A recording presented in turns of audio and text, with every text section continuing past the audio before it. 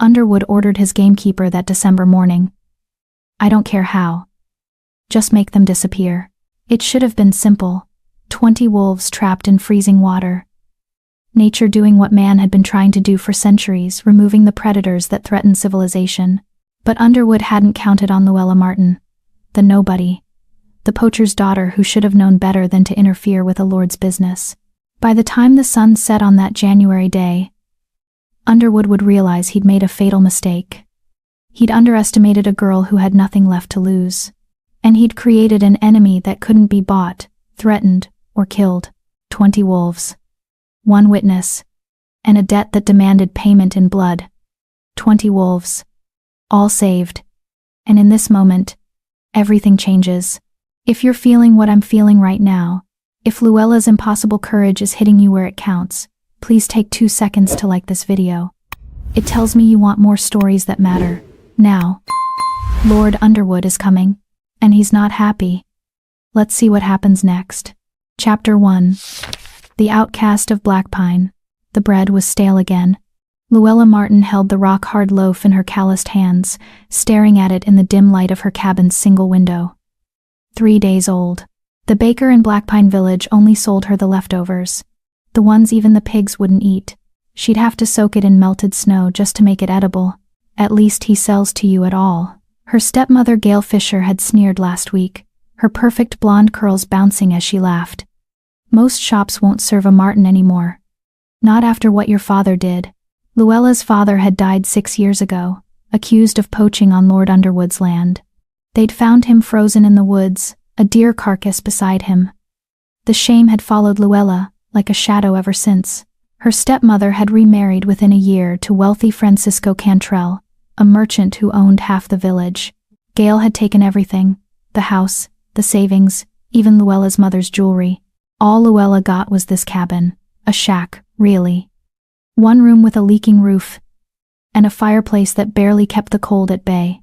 It sat at the edge of the forest, a 20-minute walk from the village proper. Far enough that people could forget she existed. Which was exactly how they liked it. Plain little Luella.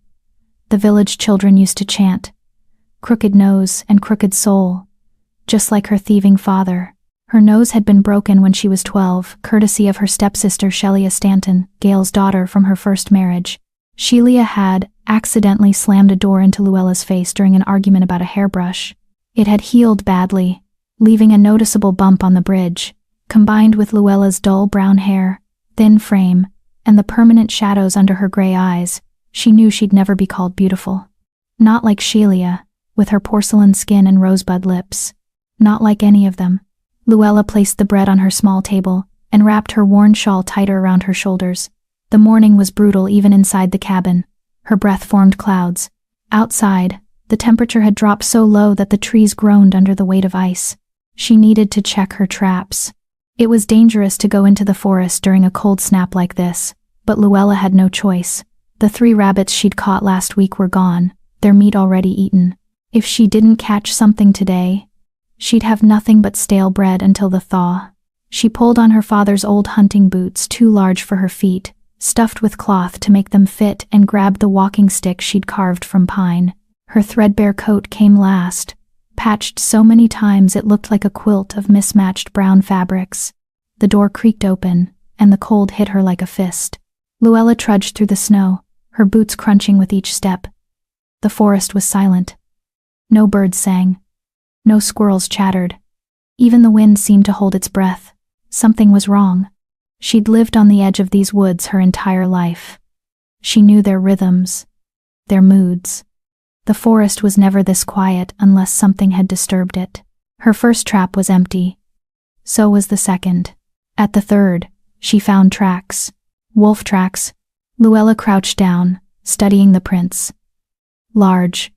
Recent. A whole pack had passed through here, maybe an hour ago. They were heading east, toward Blackpine Lake. Her stomach twisted. Wolves didn't usually come this close to the village. They kept to the deep forest, where game was plentiful and humans were scarce.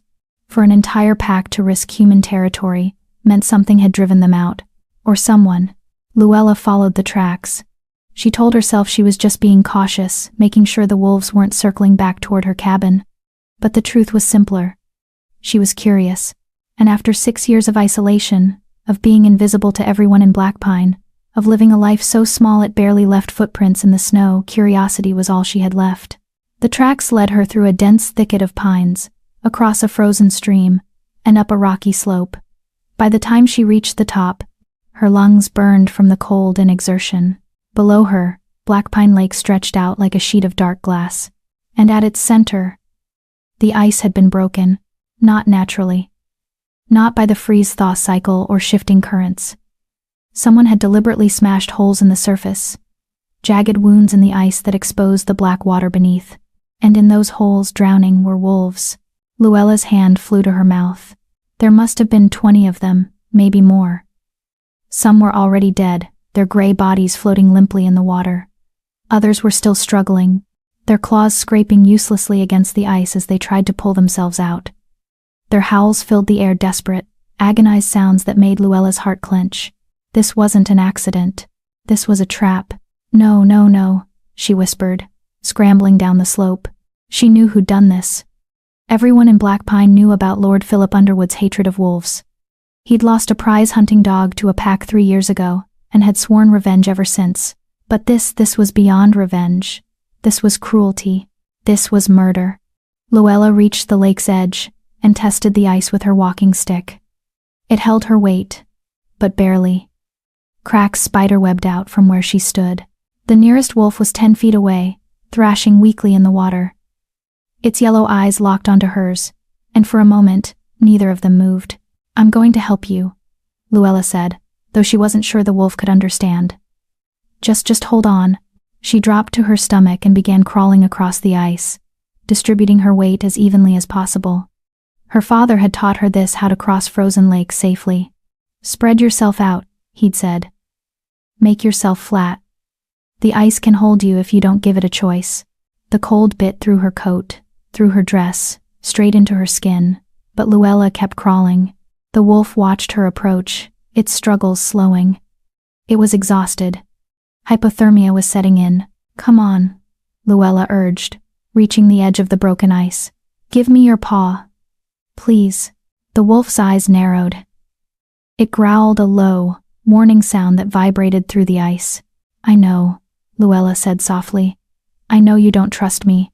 I wouldn't trust me either. But I'm all you've got right now."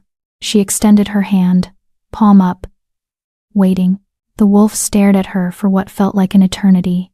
Then, slowly, it lifted one massive paw out of the water. Luella grabbed it, her fingers closing around coarse fur and cold flesh. The wolf was heavy, far heavier than she'd expected. She braced her feet against a ridge in the ice and pulled. Nothing. She pulled harder, her muscles screaming in protest. The wolf shifted, its other paw finding purchase on the ice. Together they hauled its body up and out of the water. It collapsed beside her, panting, shivering violently. "One," Luella breathed. "One down." She looked out at the lake. 19 more to go. The second wolf was easier, it was smaller, less waterlogged. Luella managed to drag it out within minutes. The third fought her, snapping at her hands even as she pulled it to safety. She nearly lost a finger. The fourth was already dead. By the time she reached the sixth wolf, her clothes were soaked through. Her hands were numb. She couldn't feel her feet anymore, but she kept going. 7. The villagers would call her insane if they saw her now. "Risking your life for animals," Gail would sneer. "That's exactly the kind of foolishness I'd expect from a Martin." 10, 11, 12. Her vision was starting to blur. The cold was no longer painful, it had moved past pain into something else. Something quiet and seductive. Her body wanted to stop, wanted to lie down on the ice and rest, just for a moment. 13, 14. "Come on," she told herself, her voice slurring. "Keep moving. Just keep moving." 15, 16, 17. 3 left. The ice groaned beneath her weight. She'd crossed this lake too many times. The surface was compromised, weakening with each pass. Luella crawled toward the 18th wolf. It was barely conscious, its eyes half closed. She grabbed its scruff and pulled. The ice cracked. not a small crack. A deep, booming sound that echoed across the lake like thunder. Luella froze. Beneath her, she could see the fracture spreading, a jagged line racing toward the shore. "No," she whispered. "Not yet. Please, not yet." She hauled the 18th wolf onto solid ice and crawled toward the 19th. The crack widened. Her hand closed around the wolf's paw. The ice gave way. Luella plunged into the water, the cold so intense it stopped her heart for a beat. She couldn't scream, couldn't breathe. The water filled her mouth, her nose, her lungs. She was going to die, just like her father, alone and frozen in the woods that had raised her. Something grabbed her coat. Strong jaws clamped down on the fabric at her shoulder and yanked upward. Luella felt herself being dragged, felt her body scrape against the jagged edge of broken ice. Then she was out, lying on solid ground, coughing up water. The wolves she'd saved stood in a semicircle around her. All 18 of them. They'd pulled her out. They'd saved her. "Thank you," she gasped, shivering so hard her teeth rattled. "Thank you." But the 19th wolf was still in the water. And beyond it, barely visible in the farthest hole, the 20th. Luella tried to stand. Her legs buckled. One of the wolves, the first one she'd saved, stepped forward. It was massive, with silver-gray fur and intelligent eyes. It lowered its head and nudged her hand, then looked toward the lake. "I can't," Luella whispered. "I'm sorry, I can't." The wolf nudged her again, more insistently. It wasn't a request. Luella grabbed the wolf's fur and used it to pull herself upright. Her vision swam, but she took one step forward, then another. The 19th wolf was easy. The pack had circled it, keeping it from going under. Luella just had to guide it to shore. But the 20th was different. It was larger than the others. Its fur was pure black, unusual for this region, and its eyes, they weren't yellow like the rest. They were amber, almost gold. Even half drowned, it radiated authority. The Alpha King. Luella crawled across the ice one last time, her body moving on instinct alone. She reached the hole and extended her hand. The black wolf looked at her. Really looked at her. And in that moment, Luella saw something that made her forget the cold, forget her exhaustion, forget everything. Recognition. Not just animal awareness, but genuine understanding. This wolf knew exactly what she'd done, knew what it had cost her. It placed its massive paw in her hand. Together, they fought against the water, against the cold, against death itself. And together, they won. The Alpha King collapsed on the shore beside her, its sides heaving. The rest of the pack gathered around them both, their bodies forming a living windbreak against the brutal cold. Luella closed her eyes. She'd done it. 20 wolves, all saved. In the distance, she heard voices, men's voices. Angry and getting closer. Saw tracks leading this way. If those beasts got loose, Martin Girl's cabin is nearby. You don't think? Lord Philip Underwood. And he was coming for his wolves, coming for her. The Alpha King lifted its head, and its lips pulled back in a snarl. The pack rose as one, forming a wall between Luella and the approaching voices.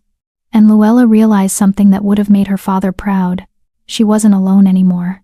Not ever again. Chapter 2. When Mercy Becomes Treason. Lord Philip Underwood emerged from the tree line like a specter of winter itself. Tall, imposing, wrapped in a fur-lined cloak that had cost more than Luella's cabin. Behind him trudged 6 men, all carrying rifles, all wearing the grim expressions of those who'd been pulled from warm hearths on a bitter morning. Luella recognized them all. Ted Boyd, the blacksmith. Guy Bolton, who ran the general store. Daniel Carroll, Underwood's head gamekeeper. Men who'd known her father. Men who'd watched her grow up and hadn't lifted a finger when Gale threw her out. Men who wouldn't hesitate to shoot her if Underwood gave the word. Well, Underwood said, his voice carrying across the frozen lake. Little Luella Martin. I should have known. Luella tried to stand, but her legs were still trembling from exhaustion and cold. The wolves pressed closer around her, their combined body heat the only thing keeping her conscious. Like father, like daughter, Underwood continued, stepping onto the ice with the confidence of a man who owned everything he surveyed. He stole my deer, you steal my wolves. They're not yours, Luella said, her voice hoarse. They're not anyone's. Underwood's laugh was sharp and humorless. Everything in these woods is mine, girl. The trees, the game, the very snow you're kneeling in. Your hovel of a cabin sits on my land. You exist at my sufferance. He gestured to the wolves surrounding Luella. These beasts killed my best hunting dog, tore him apart while he was doing his duty. I paid good money to have them tracked, trapped, and drowned. And you? His eyes narrowed. You've undone hours of work. They were drowning, Luella said, forcing herself to meet his gaze despite the fear clawing at her chest. Suffering. I couldn't just… Yes, that was rather the point. Underwood pulled off his leather gloves, one finger at a time. Wolves are vermin, Miss Martin. Dangerous, worthless vermin. The world is better off without them, the Alpha King snarled, a sound so deep and menacing that two of Underwood's men took an involuntary step backward. Shoot them, Underwood ordered calmly. All of them. The girl can watch what her mercy has earned. 6 rifles rose in unison. No. Luella threw herself in front of the nearest wolf. Please. They haven't done anything. Move aside, Miss Martin. Underwood's voice was cold now, all pretense of civility gone. Unless you'd like to share their fate. Luella's mind raced. She was outnumbered, outgunned, and so cold she could barely feel her own body. The wolves were exhausted from their ordeal.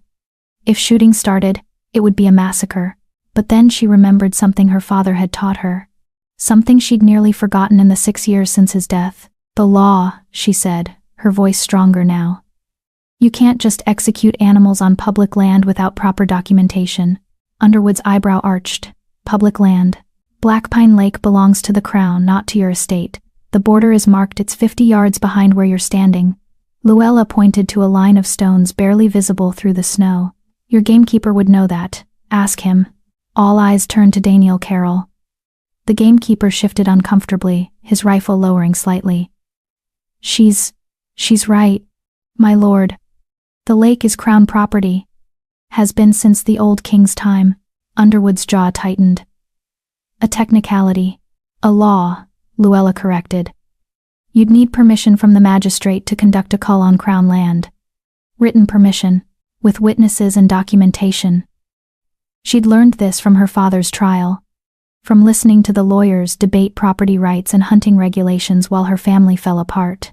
And by the time you ride to town and back, she continued, these wolves will be long gone into the deep forest where even you can't follow. For a long moment, Underwood simply stared at her. The lake was silent except for the wind and the soft panting of the wolves. Then Underwood smiled. It was not a pleasant smile. Clever girl, he said softly. Your father was clever too. It didn't save him.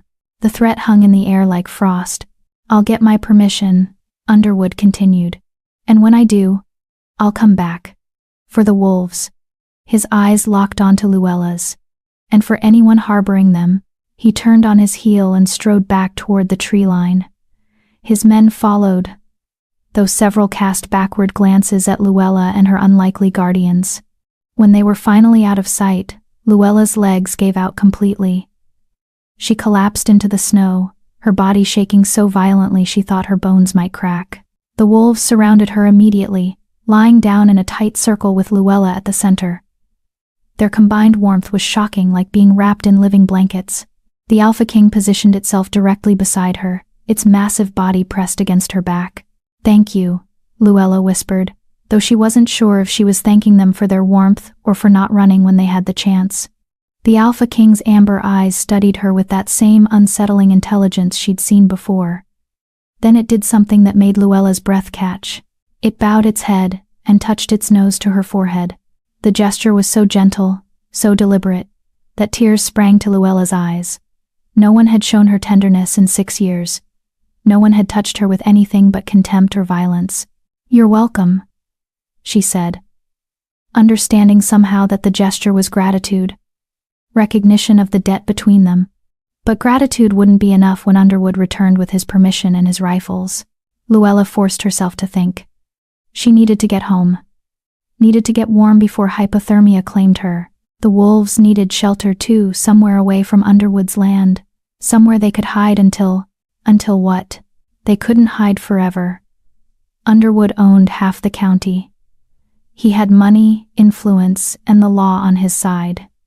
Once he got his paperwork, he'd hunt these wolves to extinction. And Luella for interfering. For embarrassing him in front of his men, he'd make sure she paid dearly. Unless. An idea sparked in Luella's frozen mind, desperate, possibly insane, but it was all she had. "Can you understand me?" she asked the Alpha King. The great wolf's ears pricked forward. "I'm going to take that as a yes." Luella pushed herself into a sitting position, every muscle screaming in protest. "I can't protect you. I'm nobody, just a dead poacher's daughter living in a shack at the edge of the forest. But I know someone who might help. Someone who has more power than Underwood, at least on paper." The wolves watched her with unblinking attention. "Prince Morgan," Luella said. "The king's youngest son. He's eccentric. Everyone knows he cares more about animals than people. There are stories about him rescuing wounded hawks, nursing sick horses back to health. 2 years ago, he passed a law protecting lynx from hunting." She looked at the Alpha King. "If I could get to him, if I could tell him what Underwood did, he might intervene. Might declare the pack under royal protection." It was a long shot. More than that, it was nearly impossible. Prince Morgan lived in the capital, 3 days' ride away. Luella had no horse, no money for passage, and no reason to believe a prince would grant audience to a commoner. Especially a commoner with her family's reputation. But the alternative was watching these wolves die. The Alpha King stood and shook the snow from its fur. It looked toward the forest, then back at Luella. Then it did something extraordinary. It walked over to where her walking stick had fallen, picked it up gently in its jaws, and brought it to her. The other wolves rose as one, forming 2 lines like an honor guard. They were waiting for her to lead them. "Oh," Luella breathed. "Oh, you're serious." The Alpha King's expression, if a wolf could have an expression, seemed to say, "You saved us. Now we follow you." Luella took the walking stick with numb fingers and used it to lever herself upright. Her soaked clothes were already freezing, turning stiff as boards. She'd have maybe an hour before hypothermia became life-threatening. "My cabin first," she decided. "I need dry clothes. Then we figure out how to get to the capital without being shot." The journey back should have taken 20 minutes. With Luella's frozen limbs and exhausted body, it took nearly an hour. The wolves flanked her the entire way, their presence keeping other predators at bay and their bodies breaking the worst of the wind. When her cabin finally came into view, Luella wanted to weep with relief, but her relief died the moment she saw the smoke. Not from her chimney, she'd let the fire die that morning to conserve wood.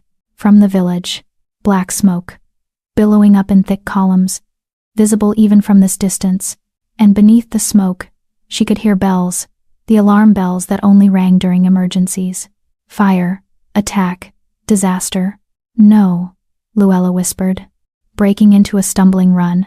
The wolves raced ahead of her, faster and more sure-footed on the snow.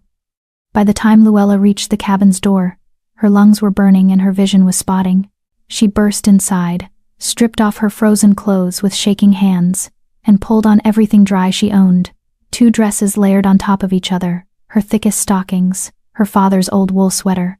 She grabbed the emergency pack she kept by the door, flint and steel, dried meat, a knife, rope. Then she ran back outside. The wolves were pacing, agitated by the smoke and the distant sounds of chaos. Luella's mind spun. She needed to check on the village, needed to know what was happening. But if she showed up with 20 wolves in tow, there'd be panic, shooting, more death. "Stay here," she told the Alpha King, knowing even as she said it how absurd it was to give orders to a wild animal. "Stay hidden. I'll come back." The Alpha King growled, not menacingly, but in clear disagreement. "I have to," Luella insisted. "If people see you, they'll—" A scream cut through the air. Human. Terrified. Close. Too close. Luella spun toward the sound and saw a figure stumbling through the trees. A woman, her fine dress torn and muddied, her face streaked with ash and tears. Shelia Stanton, her stepsister, and behind her, emerging from the smoke-hazed forest like demons from a nightmare. Raiders. 3 of them. Rough men in mismatched armor, carrying torches and blades, hunting her stepsister like prey. Luella's hand went to the knife at her belt. The wolf's hackles rose as one, and in that moment, Luella understood with perfect clarity. Everything was about to change. Chapter 3: The Cost of Standing Up. Shelia didn't see Luella at first. Her eyes were wild with terror, fixed on the men behind her. She was running blind, crashing through snow-laden branches. Her expensive silk dress, the one Gale had commissioned from the capital last month, hanging in tatters around her legs. One of the raiders laughed, a cruel sound that echoed through the trees. "Come on, pretty bird, we just want to talk and maybe a little more," another added, his scarred face splitting into a grin. They were playing with her. They could have caught Shelia already if they'd wanted to. Instead, they were letting her run, letting her exhaust herself, savoring her fear like fine wine. Luella's grip tightened on her knife. The blade was small, meant for skinning rabbits and cutting rope. Against 3 armed raiders, it was less than useless, but she had something else. "Here," Luella called out, stepping into Shelia's path. Her stepsister's head snapped up. For a moment, recognition flickered across her face, followed immediately by something that might have been relief or might have been disgust. With Shelia, it was always hard to tell. "Lu," Shelia gasped, stumbling to a halt. "They're the village, everyone. I know. Get behind me. Are you insane?" Shelia's eyes darted between Luella and the approaching raiders. You don't even have a behind me. Now." Something in Luella's voice made Shelia obey. She stumbled behind Luella's thin frame, her breathing ragged and panicked. The 3 raiders emerged from the trees, spreading out in a semicircle. They were seasoned fighters, Luella could tell from the way they moved. The casual confidence of men who'd done violence so often it had become routine. The one in the center, the leader, had a fresh burn scar running down his left cheek. His torch cast dancing shadows across his face. Well, 2 birds for the price of 1. "You're on private property," Luella said, proud that her voice didn't shake. "Leave now. And I won't report this to Lord Underwood." The raiders laughed. "Lord Underwood?" The scarred man grinned.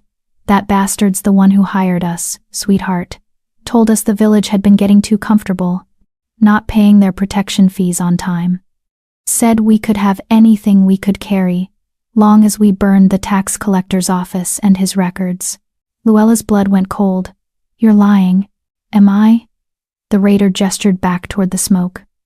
"Why do you think his manor's untouched? Why do you think his men aren't fighting back?" Behind her, Shelia made a small, wounded sound. Her mother's new husband, Francisco Cantrell, was the tax collector. "My stepfather," Shelia's voice broke. "Is he dead by now, probably?" the raider said cheerfully. "Don't worry, pretty thing. You won't be lonely for long." They advanced. Luella raised her knife. "Don't. Or what? You'll gut us with that little pig sticker?" The scarred man laughed.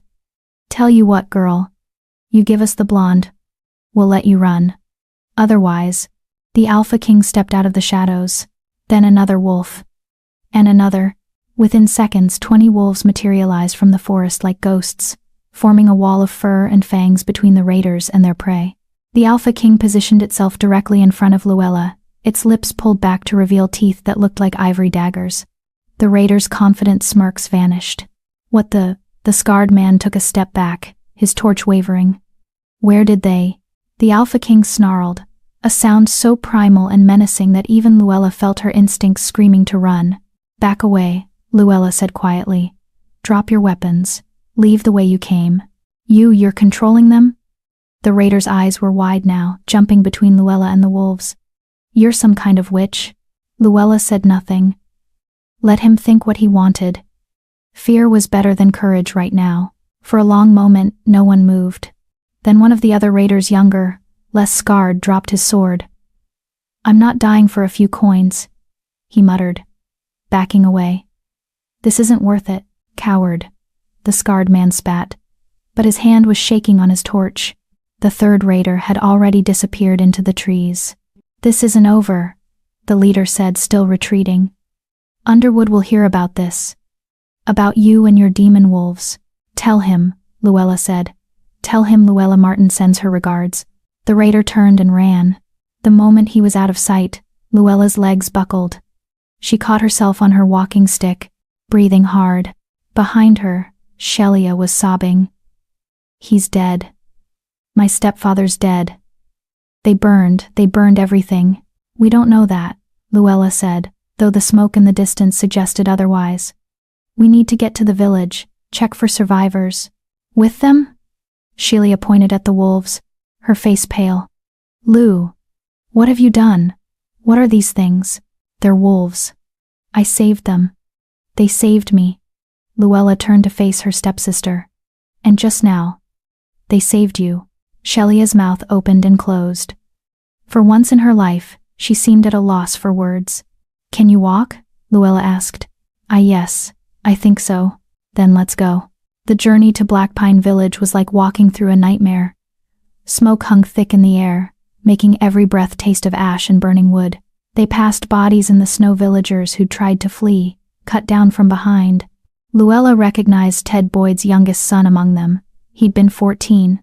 Shelia vomited twice. Luella kept moving. The wolves flanked them like silent guardians. Several peeled off as they walked, disappearing into the smoke, only to return minutes later with survivors, terrified villagers, who the wolves herded toward Luella with surprising gentleness. By the time they reached the village square, they had gathered 17 people. Men, women, children, all in shock, all covered in soot and blood. The village itself was devastated. Half the buildings were still burning. The tax collector's office, Francisco Cantrell's office, was nothing but a skeleton of blackened timber. "Mama!" Shelia screamed, breaking away from the group. "Mama!" She ran toward the burning wreckage. Luella caught her before she could do something stupid. "Let me go." Shelia thrashed in her grip. "She might be in there. She might." "Look." Luella pointed. Across the square, near the well, a group of survivors huddled together, and at their center, wrapped in a borrowed cloak, was Gail Fisher. Shelia's mother was alive. Shelia broke free and ran. Mother and daughter collided in a desperate embrace, both crying, both talking over each other. Luella watched from a distance, feeling nothing, no relief, no joy. Just the familiar emptiness that came from being outside looking in. One of the villagers, a woman Luella vaguely recognized from the bakery, approached her cautiously. You brought the wolves." It wasn't a question. It was an accusation. "I did," Luella said. "They're dangerous, wild. They'll turn on us."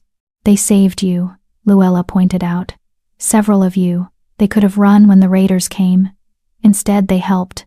The woman's jaw tightened. "Wolves are wolves. They can't be trusted. Neither can Lord Underwood, apparently." Luella kept her voice level. "Those raiders admitted he hired them. This destruction, all of it is on him." Murmurs rippled through the survivors. Some looked skeptical, others angry. A few looked toward the manor on the hill. Underwood's estate conspicuously untouched by fire. "That's a serious accusation," said a man's voice. Luella turned. Daniel Carroll, Underwood's gamekeeper, stepped forward. He'd shed his rifle somewhere. His face was smudged with ash. "It's the truth," Luella said. "The raiders told us themselves. Underwood wanted the tax records destroyed. He used them to do it. And you have proof of this." Daniel's eyes were hard. "Or just the word of criminals. The word of criminals who had no reason to lie while they were threatening us." Luella met his gaze. "Where were you during the attack, Mr. Carroll? Where were any of Underwood's men?" Daniel's silence was answer enough. "They knew," someone whispered. "They had to know. He burned us out," another voice said, louder. "That bastard burned us out to hide his embezzling." "Calm down," Daniel said, raising his hands. "We don't know. 17 dead." Luella cut him off. Her voice was sharp enough to silence the growing crowd. 17 people are dead because your lord wanted to cover his tracks. How many more would have died if we hadn't stopped those raiders?" "You stopped them with monsters," the baker's wife said. "With demons. With wolves who chose to help instead of run." Luella's patience was fraying. "Which is more than I can say for your lord." A child's voice piped up from the crowd. "The wolves found my brother. They led me to him when I was lost in the smoke. Another voice. One of them pulled me out of a burning building. They protected us. The narrative was shifting. Luella could see it in people's faces, the fear giving way to confusion, then to something that might become gratitude. But Gail Fisher had finally noticed her daughter's savior. You. She stalked toward Luella, her face contorted with rage. You brought those beasts here. You put my daughter in danger. Those beasts saved your daughter, Luella corrected. From raiders your new husband likely helped hire. Gail's hand cracked across Luella's face. The square went silent. Luella's cheek burned. Blood trickled from her lip where Gail's ring had split the skin. But she didn't move. Didn't raise her hand to the injury. She just stared at her stepmother with 6 years of accumulated cold fury. Feel better? Luella asked softly. The Alpha King growled. A sound that made several people stumble backward. The pack moved forward as one, surrounding Luella protectively. Call them off, Gail whispered, fear finally breaking through her anger. Luella, call them off. They're not mine to command, Luella said. They act of their own will, just like I do. She turned to address the crowd. Lord Underwood will come back. He'll bring soldiers. Proper ones this time. He'll blame this attack on someone, probably me. He'll say the wolves are dangerous, that I'm a witch, that we need to be destroyed for everyone's safety. No one contradicted her. I'm leaving, Luella continued. Tonight. I'm going to the capital to seek audience with Prince Morgan. I'm going to tell him what happened here. What Underwood did. She paused. The wolves are coming with me. Anyone who wants to join us is welcome. Anyone who wants to stay and trust Underwood's mercy. That's your choice. Silence. Then Shelia stepped forward. I'll come. Gail grabbed her daughter's arm. Absolutely not. I forbid it. You forbid? Shelia's voice was hollow. Mama. Your husband is dead. Our home is ash. We have nothing. Less than nothing. We'll be in debt for years trying to rebuild. We'll manage. We always. By selling me off to the highest bidder. Shelia's laugh was bitter. That was your plan, wasn't it? Marry me to some wealthy merchant to recoup your losses. Well, I'm done being your prize mare. She pulled free of Gail's grip and stood beside Luella. I'm going to the capital. With or without your blessing. Other voices joined in. I'll come. Me too. My family's got nothing left here anyway.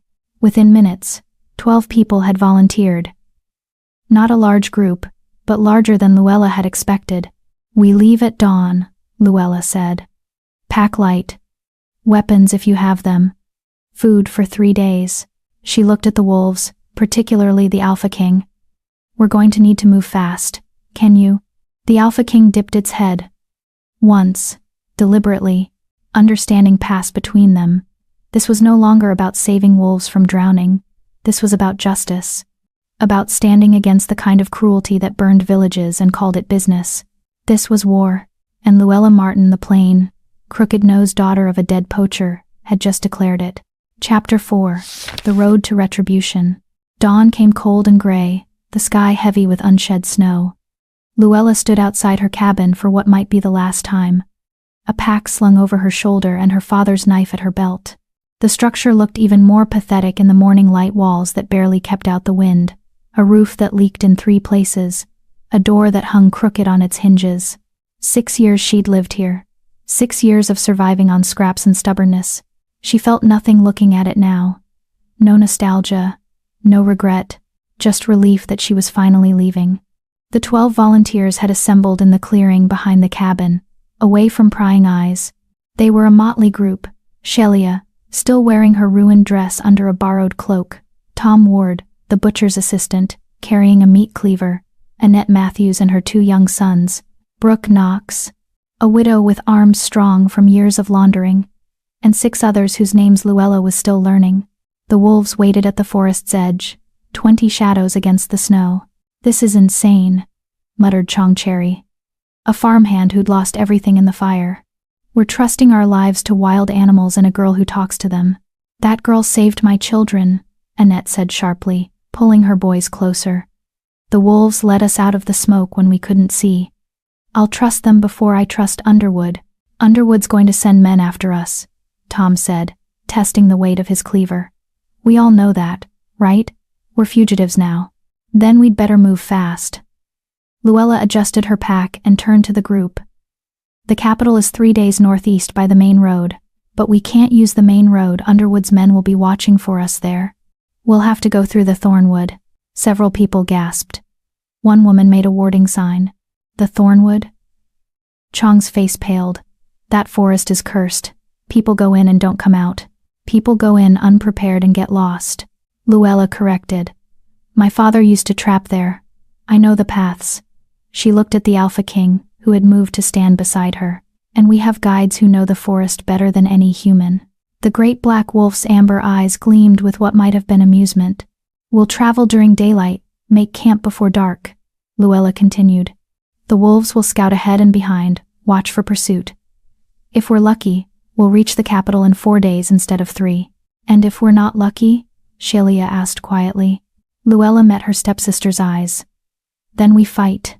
They set out within the hour, following a game trail that wound northeast into the deep forest. The wolves ranged around them in a loose perimeter, some ahead, some behind, some flanking. The Alpha King remained at Luella's side, matching her pace perfectly. The first few hours passed in tense silence. Everyone jumped at shadows, flinched at snapping branches. But gradually, as the forest enveloped them and no pursuit materialized, people began to relax.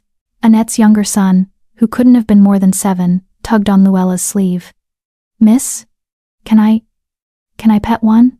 I don't think, Luella started, but the Alpha King had already turned its massive head toward the boy.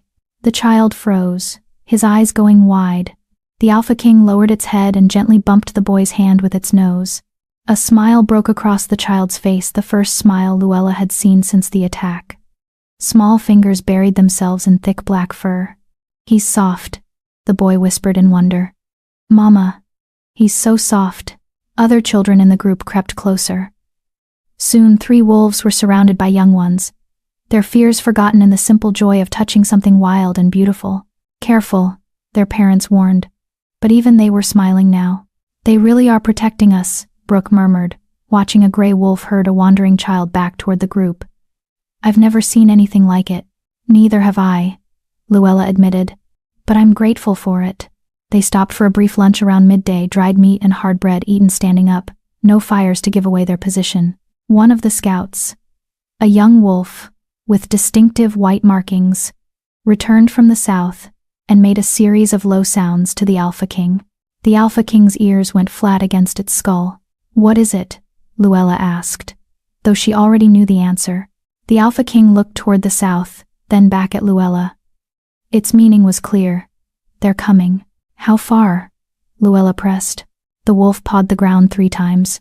3 hours, maybe. Possibly less. We need to move, Luella announced to the group. Underwood's men are behind us. The brief moment of peace shattered. Parents grabbed children. Tom gripped his cleaver. Shelia's face went white. How many? Chong asked. I don't know, but we can't outrun horses carrying soldiers. Luella's mind raced. We need to slow them down. How? Tom demanded. We've got a meat cleaver, a few knives, and some wolves. They'll have guns and armor. Luella looked at the forest around them. They were entering the Thornwood now. The trees grew thicker here. Their branches twisted and gnarled. The undergrowth was dense with thorny bushes that gave the forest its name. The forest itself, she said slowly. We use the forest. An hour later, when Underwood's hunting party reached the game trail, they found it blocked. Trees had fallen across the path not naturally, but deliberately felled to create a barrier. Behind the trees, the thorny undergrowth had been woven together into an impenetrable wall of brambles. What in the Lord? Philip Underwood reined in his horse, staring at the obstruction. Behind him, 8 mounted men, and twice that many on foot, came to a halt. Daniel Carroll dismounted and examined the trees. Cut recently, my lord. Within the last hour. And these brambles, they've been moved, shaped. This isn't natural. Obviously it's not natural, you idiot. Underwood snapped. The Martin girl did this. She's trying to slow us down. With respect, my lord, one girl couldn't move these trees, not even with help from those refugees. Daniel ran his hand along a massive trunk. This oak must weigh a ton. It would take a dozen men with ropes and pulleys to. A howl cut through the air. Long, mournful, and close. The horses whinnied nervously. Several men reached for their rifles. The wolves, someone whispered. She's got the wolves working for her. Wolves don't fell trees, Underwood said. But his voice lacked conviction. Wolves don't build barricades. Another howl answered the first. Then another. They came from all directions, north, south, east, west, surrounding the hunting party. How many are there? One soldier asked, his rifle tracking shadows between the trees. My lord, perhaps we should, Daniel began. We push forward, Underwood cut him off. Clear this obstruction. We're not being deterred by some frightened animals and a girl with delusions of grandeur. It took them 2 hours to clear the barricade. By the time they did, the sun was sinking toward the horizon, and they'd lost their quarry's trail. They could have gone anywhere, Daniel said, studying the forest floor. The wolves' tracks are everywhere, covering the human prints. Underwood's face was rigid with fury. Then we split up, cover more ground. My lord, that's an order, Carol. They split into 4 groups, each headed in a different direction. Swallowed by the darkening thornwood, none of them saw the wolves watching from the shadows. None of them noticed when their tracks began to circle back on themselves. And when darkness fell completely, when the forest became a maze of identical trees and thorny passages, they realized they were lost. All of them. Miles away. Luella's group made camp in a natural hollow surrounded by ancient oaks. They'd covered twice the distance they'd planned, thanks to the wolves finding a faster route through the thornwood's labyrinth. We actually escaped, Shelia said, staring at the small fire Tom had coaxed to life. I didn't think we would. We're not safe yet, Luella cautioned. Underwood will find his way out eventually. We need to keep moving at first light. How did you know? Brooke asked. How to build those barricades, I mean. How to trap them. Luella poked at the fire with a stick. My father taught me. He said the forest provides everything you need. Shelter, food, defense, if you know how to ask. He sounds like he was a good man, Annette said softly. He was. Luella's throat tightened. They said he was a poacher, a thief, but he only ever took what we needed to survive. Never more than that. And Underwood killed him for it, Tom said, his voice hard. Just like he killed my employer. Just like he burned the village. The group fell silent, each lost in their own thoughts about what they'd lost. The Alpha King moved closer to Luella, its warmth pressing against her side. She buried her fingers in its fur, drawing comfort from its solid presence. Can I ask you something? Shelia said hesitantly. About them, the wolves. Luella nodded. Why? Why are they helping us? Animals don't do this. They don't understand justice or revenge or, Shelia gestured helplessly. Why? Luella looked at the Alpha King. Its amber eyes reflected the firelight, deep and knowing. I think, Luella said slowly, they understand more than we give them credit for. I saved their lives. Now they're saving mine. It's not about domestication or training. It's about... She searched for the right word. Recognition. They see me. They see us.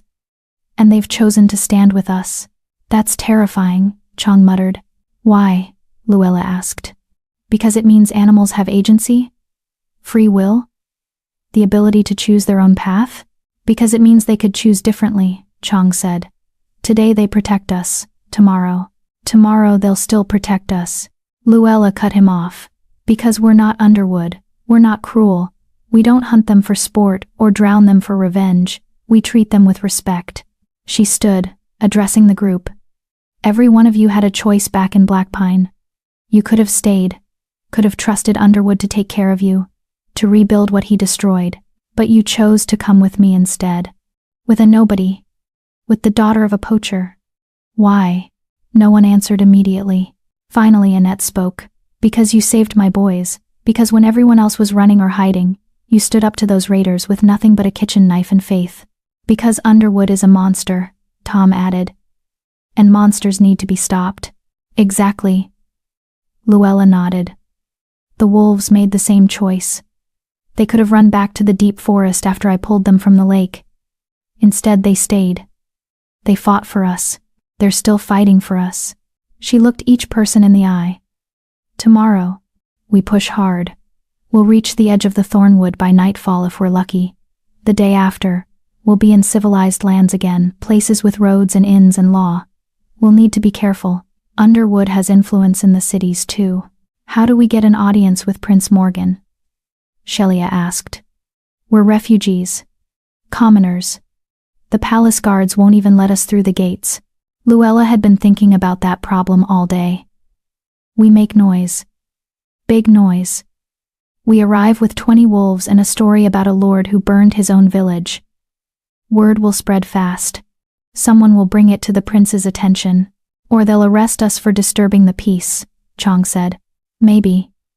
Luella shrugged. But we've come this far. We might as well see it through. The fire crackled. Somewhere in the darkness, a wolf howled not in warning, but in song. Others joined in, creating a harmony that made Luella's skin prickle with something that wasn't quite fear.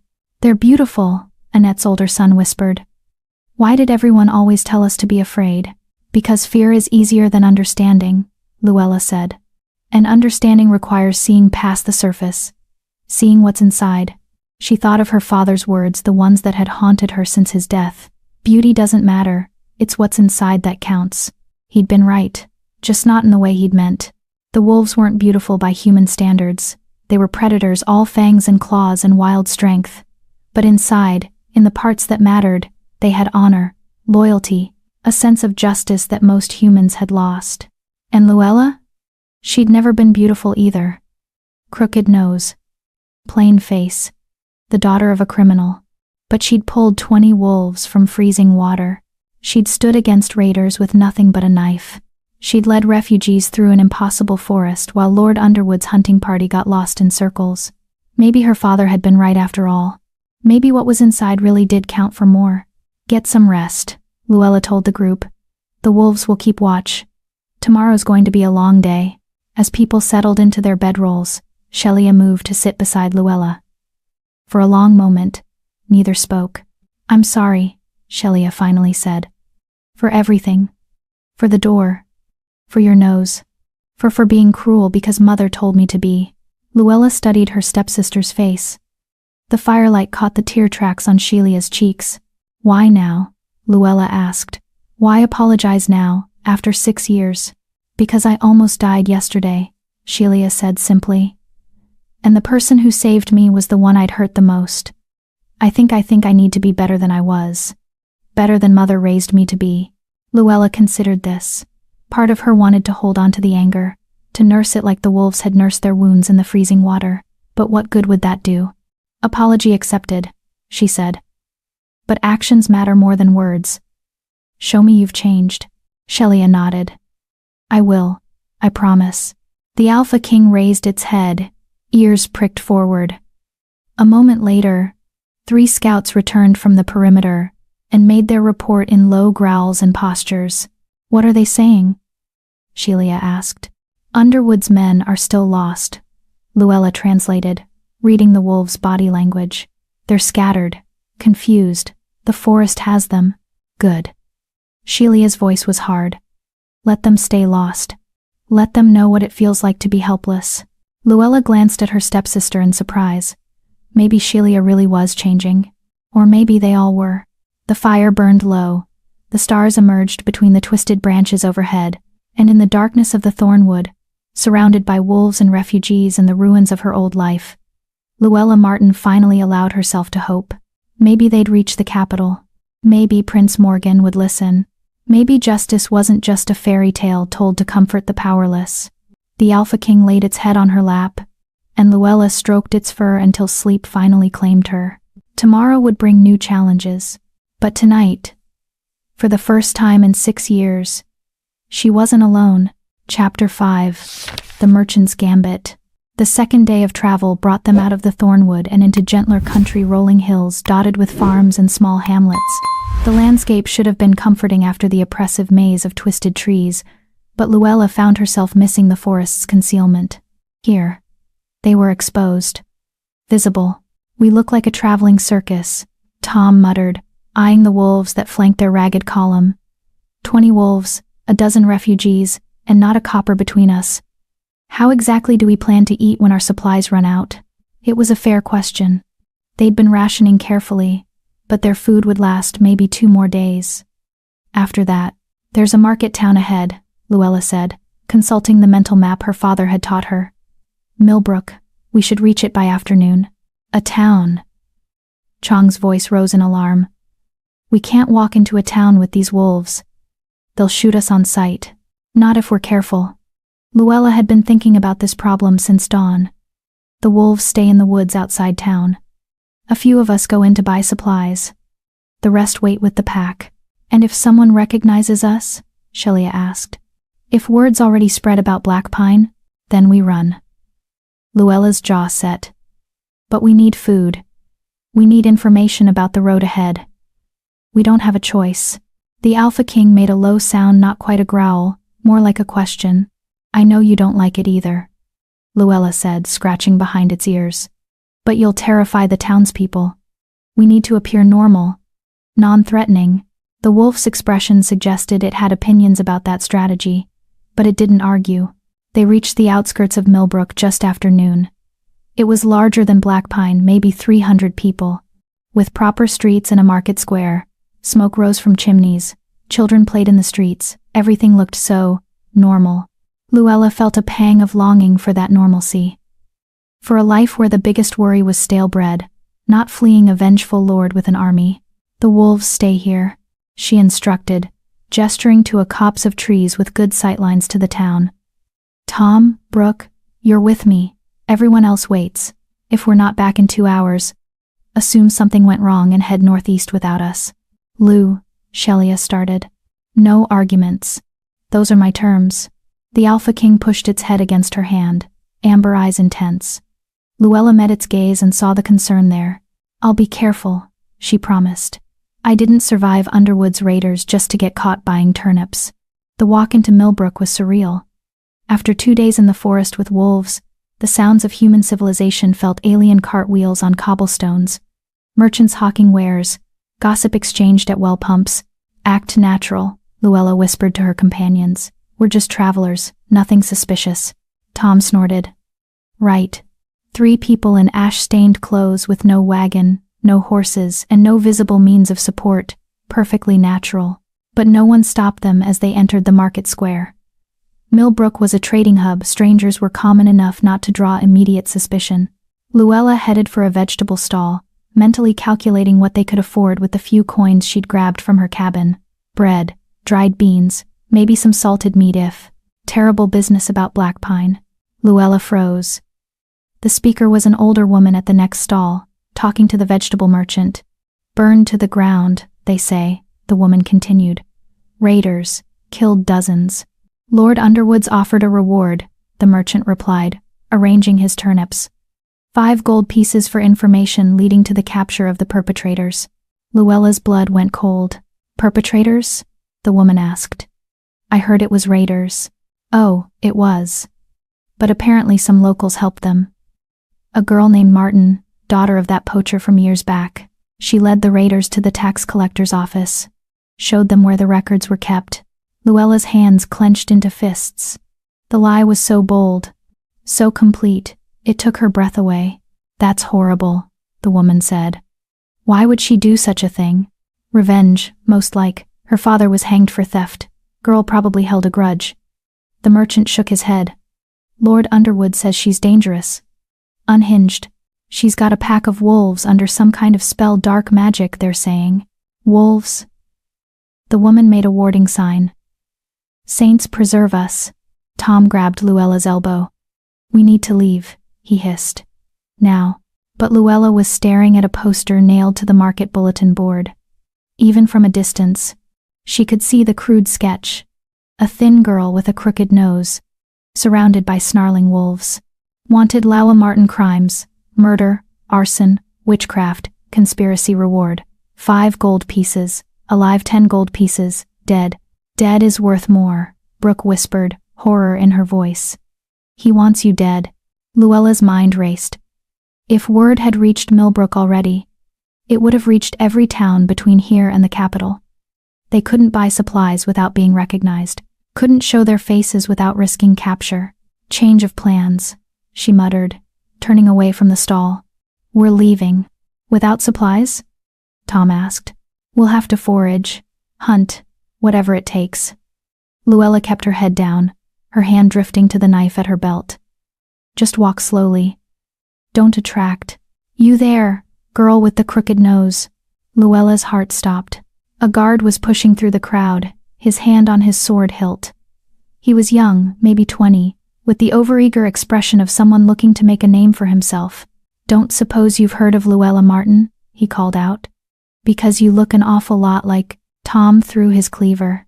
It wasn't a good throw. Tom was a butcher, not a soldier. The blade tumbled end over end and missed the guard by a foot, embedding itself in a nearby post. But it bought them a second. Luella bolted. Tom and Brooke were right behind her, racing through the market square as shouts erupted behind them. Stop them. The witch. The Martin girl. 10 gold pieces. Someone grab her. They burst out of the square and into a side street. Behind them, Luella could hear boots pounding on cobblestones, multiple sets now. The whole town was mobilizing. This way. Brooke veered left into an alley between 2 shops. They emerged into a residential area, small houses with gardens, laundry hanging on lines, a few startled chickens scattering at their approach. We'll never make it, Tom panted. There's too many of them. A howl split the air. Not from the woods outside town. From inside the town itself. The Alpha King burst around a corner at full sprint, 3 other wolves flanking it. They'd ignored Luella's orders and followed them in. Oh no, Luella breathed. No, no, no. But the wolves weren't attacking. They were herding. The Alpha King took point, leading them down a narrow passage between houses. The other wolves covered their retreat, snarling at anyone who tried to follow. They ran through gardens, over fences, across a small bridge. The wolves guided them with precision, choosing paths that humans would struggle to follow, routes that kept them away from main streets and gathering crowds. When they finally burst out of Millbrook's northern edge, the entire pack was waiting. So much for staying hidden, Shelia said dryly as Luella stumbled to a halt. But I'm glad you're alive. We need to move, Luella gasped, her lungs burning. They'll send riders. We have maybe an hour before. Before what? A new voice cut through her panic. Before you get yourselves killed through sheer incompetence? A man stepped out from behind a merchant's wagon. He was middle-aged, well-dressed in a way that suggested wealth without ostentation. His eyes were sharp, calculating, and he was smiling. Please don't panic, he said, raising his hands. I'm not here to turn you in. Quite the opposite, actually. Tom grabbed a fallen branch, holding it like a club. Who are you? My name is Mohammed Olson. I'm a merchant silks, spices, occasionally information. Mohammed's smile widened. And I have a proposition for you, Miss Martin. How do you know my name? Luella demanded. The same way half the kingdom knows it by now, Lord Underwood's very thorough propaganda campaign. Mohammed gestured to his wagon. He's painted you as a murderous witch, a traitor, the architect of Black Pine's destruction. I know you didn't. Mohammed's expression turned serious. I was in Black Pine the week before the attack. I saw how Underwood operated. Saw how he squeezed the people for every copper while his manor grew larger. When I heard about the fire, I knew exactly who was responsible. Then help us, Shelia said desperately. Please, we're trying to reach the capital, to tell Prince Morgan the truth. Mohammed laughed. Not unkindly but with genuine amusement. Oh, child. You think Prince Morgan doesn't know what Underwood is? The nobility protect their own. Even the good princes won't openly accuse a lord of murder without ironclad proof. Luella's hope, so fragile and new, began to crumble. But, Mohammed continued, there are other ways to fight. Ways that don't involve throwing yourselves at palace gates and hoping for mercy. What ways? Luella asked warily. Mohammed studied the wolves surrounding them, his eyes lingering on the Alpha King. You have something unique. Something unprecedented. An alliance with creatures that everyone fears and no one understands. That's power, Miss Martin. Real power. I'm not interested in power, Luella said. I just want justice. Justice requires power. Mohammed's voice was gentle but firm. Without it, You're just another corpse in Underwood's wake. But with the right backing, the right strategy, you could be so much more. You still haven't explained what you want, Tom said, suspicion heavy in his voice. I want to help you, Mohammed said simply. I have resources, money, connections, safe houses between here and the capital. I can get you to Prince Morgan, not as refugees begging at the gates, but as petitioners with a case that can't be ignored. Why? Luella pressed. What do you get out of this? Mohammed's smile turned sharp. Underwood owes me money, a great deal of it. When his embezzling is exposed, his assets will be seized. I want to make sure I'm first in line for repayment. He paused. And I want to see him hang. Call it sentiment, call it business sense, call it whatever you like. Our interests align. Luella looked at the Alpha King. The wolf's amber eyes were unreadable. How do we know you're not leading us into a trap? Brooke asked. You don't, Mohammed admitted. But ask yourself, what do you have to lose? Without help, you'll be caught before you reach the capital. With my help, you have a chance, maybe a slim one, but a chance nonetheless. He opened the back of his wagon, revealing supplies, food, blankets, clean clothes. I packed these this morning. I've been waiting for you. You knew we'd come through here? Luella asked. I know how refugees think. I know which routes avoid major roads while still heading northeast. And I know you're smart enough to need supplies eventually. Mohammed's expression softened. Let me help you, Miss Martin. Let me help all of you. Luella's instincts warred with her desperation. Everything Mohammed said made sense, but trust was a luxury she couldn't afford. The Alpha King moved forward and sniffed Mohammed's extended hand. For a long moment, wolf and man regarded each other. Then the Alpha King sat. Not aggressively, not submissively, just accepting. Your wolf approves, Mohammed noted. I'll take that as a good sign. Luella made her decision. What's your plan? Mohammed's smile returned, bright and conspiratorial. First, we get you all looking less like escaped criminals. Then we travel as my merchant caravan, perfectly legal, perfectly normal. The wolves stay hidden during day travel. Join us at night. In 3 days, we'll be in the capital with credentials that will get you through the palace gates. Credentials? Shelia asked. I supply silk to several noble houses. My deliveries come with automatic access to certain areas. Mohammed winked. Including the East Wing, where Prince Morgan keeps his menagerie of rescued animals. Despite everything, Luella felt hope stirring again. You've really thought this through. I'm a merchant, Miss Martin. Planning is what I do. Mohammed gestured to his wagon. Now, shall we stop wasting time and start moving? Millbrook's guards won't give up easily. And I'd rather not explain why I'm harboring fugitives. Over the next hour, they transformed. Mohammed produced clean clothes from his seemingly bottomless wagon, simple but respectable traveling gear that wouldn't draw attention. He had them wash their faces and hands, comb their hair, look like ordinary people again. The key to hiding, he explained, is not looking like you're hiding. Act normal, and people see what they expect to see.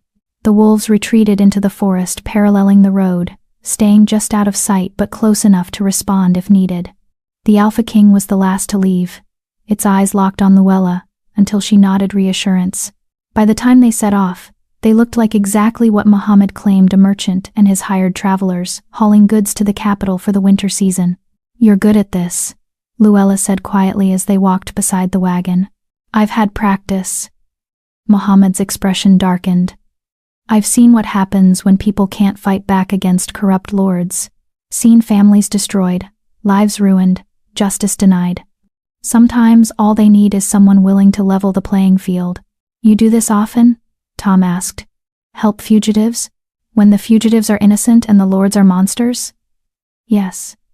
Mohammed glanced back at his wagon. Though I'll admit, this is my first time smuggling a witch and her wolf army. I'm not a witch, Luella said. I know. But stories are more powerful than truth, Miss Martin. Underwood's told a story about you. We need to tell a better one. As they traveled, Mohammed explained his plan in detail. They'd reach the capital in 3 days if they maintained a steady pace. Once there, he'd arrange for them to stay in a warehouse he owned in the merchant district, safe, secure, away from Underwood's spies. And then? Luella asked. Then we get you in front of Prince Morgan. I'll arrange a private delivery to his menagerie. You'll be carrying silk, but you'll also be carrying your story. The prince is eccentric. He values animals over most people. If you can demonstrate your bond with the wolves, if you can prove they chose to follow you rather than being enslaved, he'll listen. Shelia finished. Exactly, Muhammad nodded. It's not a guarantee, but it's better than anything you had before. That night, they made camp in a clearing well off the main road. The wolves returned at dusk, materializing from the forest like shadows given form. The Alpha King went directly to Luella, pressing its head against her chest in what she'd come to recognize as greeting. I missed you too, she murmured, running her fingers through its fur. Muhammad watched the interaction with fascination. Remarkable. I've seen trained dogs show less affection. They're not trained, Luella said. They're partners. Even more remarkable. Muhammad pulled out a notebook and began sketching. Do you mind if I document this? For the prince. Visual evidence of your bond could be compelling. Document away, Luella said, too tired to care. As Muhammad drew, Shelia sat beside Luella. Do you trust him? I don't know, Luella admitted. But the Alpha King does. And that's enough for now. The Alpha King, Shelia repeated. You really do talk about it like it's royalty. Luella looked at the great black wolf, at its intelligent amber eyes and regal bearing. Look at it. Tell me it's not. Shelia studied the wolf for a long moment. When this is over, when we've testified and Underwood is arrested, what happens to them? To the wolves? They go free, Luella said immediately. Back to the deep forest where they belong. And you? Luella hadn't thought that far ahead. Her entire focus had been on reaching the capital, on getting justice for Blackpine. What came after? I don't know, she said quietly. I don't have a home anymore. Don't have a place. You have us, Shelia said, gesturing to the refugees scattered around the camp. We're your place now. Your pack, I suppose. Luella smiled despite herself. A pack, I like that. The Alpha King made a sound that might have been agreement, and Luella laughed the first real laugh she'd had in days. Maybe Muhammad was right. Maybe stories were more powerful than truth. And if that was the case, Luella would make sure her story, their story, was one worth telling. Chapter 6. The Enemy at the Gates. The capital city of Thornhaven rose from the plains like a crown of stone and glass. Its walls stretched high enough to block out the sun, and its towers pierced the clouds. Luella had never seen anything like it, not in her dreams, not in her father's stories, not anywhere.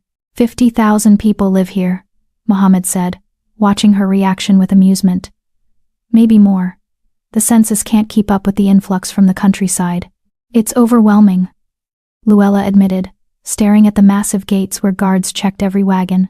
Every traveler entering the city. That's the point, Muhammad replied.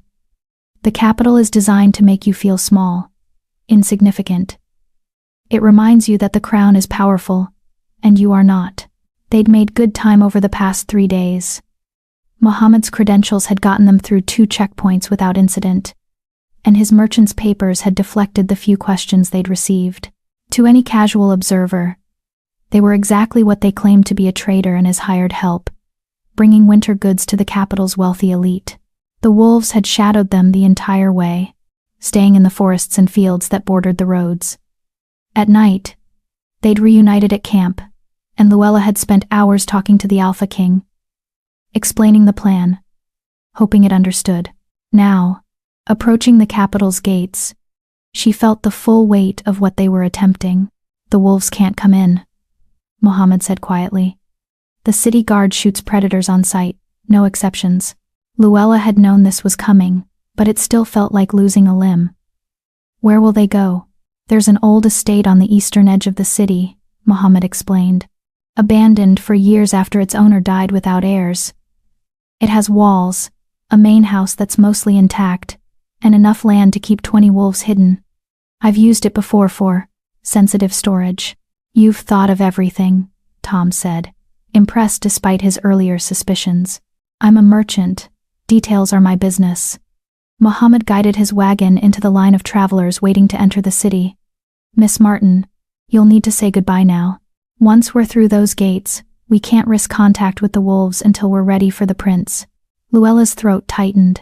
She dismounted from the wagon and walked back to where the pack waited in a grove of trees, just out of sight from the road. The Alpha King emerged immediately, its amber eyes finding hers across the distance. "I have to go into the city," Luella said, kneeling so she was eye level with the great wolf. "Without you, for a few days." The Alpha King's ears flattened. A low whine escaped its throat. "I know, I don't like it either." Luella pressed her forehead against the wolf's, breathing in its wild scent. "But Muhammad has a place for you. Safe, hidden. You'll have food and shelter while I get us in front of the prince." She pulled back, looking into those intelligent eyes. "I need you to trust me, the way I trusted you when you pulled me from the lake." For a long moment, the Alpha King studied her. Then it touched its nose to her palm, the same gesture it had made after she'd saved the last wolf. The gesture that meant, "I see you. I choose you." "Thank you," Luella whispered. Muhammad approached carefully, keeping his distance from the pack. "Miss Martin, we need to move. The guards are getting curious about the delay." Luella stood, her hand trailing through the Alpha King's fur one last time. "Muhammad will lead you to the estate. It's east of here, maybe an hour's run. Wait for me there. I'll come as soon as I can." The Alpha King huffed not agreement, but acknowledgement. It understood, even if it didn't like the plan. Muhammad produced a small leather bag from his coat. "Dried venison. Lead them with this if they're reluctant to follow." "They'll follow," Luella said, with more confidence than she felt. "They've trusted me this far." She climbed back onto the wagon, forcing herself not to look back as Muhammad urged the horses forward. But she felt the Alpha King's gaze on her back all the way to the gates, felt the invisible thread that connected them stretching thinner with each step. The gates themselves were a spectacle carved from black iron and decorated with the royal family's crest, a lion crowned with stars. Guards in polished armor flanked the entrance, checking papers and questioning travelers with professional boredom. "Papers," one demanded when their wagon reached the front of the line. Mohammed produced a leather folder thick with documents. "Mohammed Olson, licensed merchant. I have deliveries for House Cantrell, House Underwood."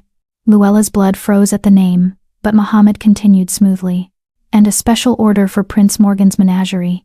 Silk bedding for his rescued falcon, I believe." The guard barely glanced at the papers. "House Underwood, you said? You heard what happened to their holdings in Blackpine?" "Terrible business," Mohammed said, shaking his head. "Raiders, I heard. Destroyed half the town." "Worse than that," the guard said, lowering his voice conspiratorially. "There's a witch involved. Killed dozens with dark magic. Lord Underwood himself is in the city now, meeting with the High Council about organizing a proper hunt." Luella's hands clenched in her lap. Underwood was here. In the capital. Probably spinning his lies to anyone who would listen. A witch? Muhammad's performance was flawless, just the right amount of shock and fear. Saints preserve us. "Is the city safe?" "Safe enough. The witch is still out in the countryside, or so they say. But Lord Underwood's offering a substantial reward." The guard waved them through. "Keep your eyes open, merchant. Report anything suspicious." Of course. Muhammad urged the horses forward, and they rolled through the massive gates into Thornhaven proper. The city swallowed them immediately. Streets teemed with people, nobles in fine clothes, merchants hawking wares, beggars pleading for coins, children darting between legs and hooves. The noise was overwhelming after days in the quiet forest, voices shouting, wheels clattering, bells ringing from a dozen different towers. "Underwood's here," Luella said quietly, her voice barely audible over the chaos. "He's already poisoning the well." "I know," Muhammad replied, navigating through the traffic with practiced ease. "But it also means his attention is divided. He's focused on the High Council, on building his case. He won't expect us to move this quickly." They wound through the merchant district, a maze of warehouses and shops where goods from across the kingdom changed hands. Muhammad's warehouse sat near the eastern wall, unassuming and unremarkable among dozens of similar buildings. Inside, it was larger than it appeared. The main floor held legitimate inventory, bolts of silk, crates of spices, barrels of wine, but Muhammad led them up a narrow staircase to a second floor that had been converted into living quarters. "It's not luxurious," he said, gesturing to the simple beds and small kitchen. But it's safe. My employees know to ignore this floor. You can stay here without being seen. It's perfect, Shelia said, dropping her pack with obvious relief. Walls. A roof. Actual beds. I'd forgotten what those were like. The other refugees murmured agreement, exploring their temporary shelter with the wonder of people who'd been sleeping on frozen ground for days. Mohammed pulled Luella aside. I need to make my legitimate deliveries today, maintain my cover. Tomorrow morning, I'll send word to Prince Morgan's assistant about the silk for his menagerie. With luck, we'll have an appointment by evening. And if we don't, Luella asked, then we get creative. Mohammed's smile was grim. But let's try the legitimate route first. The prince is eccentric, but he's not stupid. If we can present your case properly, with evidence and witnesses, he'll listen. Evidence, Luella repeated. We have survivors from Blackpine. We have testimonies about what Underwood did, but it's our word against a lord's. Which is why we need the wolves. Mohammed pulled out his sketchbook, showing Luella the drawings he'd made over the past few days. This bond you share with them, it's unprecedented. If you can demonstrate it to the prince, if you can show him that these creatures chose to follow you, that they're not enslaved or controlled but willing allies, he'll see that Underwood's story doesn't make sense, Luella finished. A witch wouldn't need willing allies. She'd use force, coercion. Exactly. Mohammed nodded approvingly. We're not just defending you from Underwood's accusations, we're building a counter-narrative, one that makes you a hero rather than a villain. I'm not a hero, Luella said. I'm just someone who couldn't stand by and watch innocent creatures drown. That's precisely what makes you a hero, Miss Martin. Mohammed's expression was serious now, all traces of his merchant's charm gone. Most people can. Most people do. They watch injustice happen and tell themselves it's not their problem. You didn't. And that's rare enough to be extraordinary. After Mohammed left to make his deliveries, Luella stood at the warehouse's single window, staring out at the capital's sprawling chaos. Somewhere in this city, Underwood was telling his lies. Somewhere, nobles were nodding and agreeing that she was dangerous, that she needed to be stopped. Thinking about the wolves? Shelia asked, coming to stand beside her.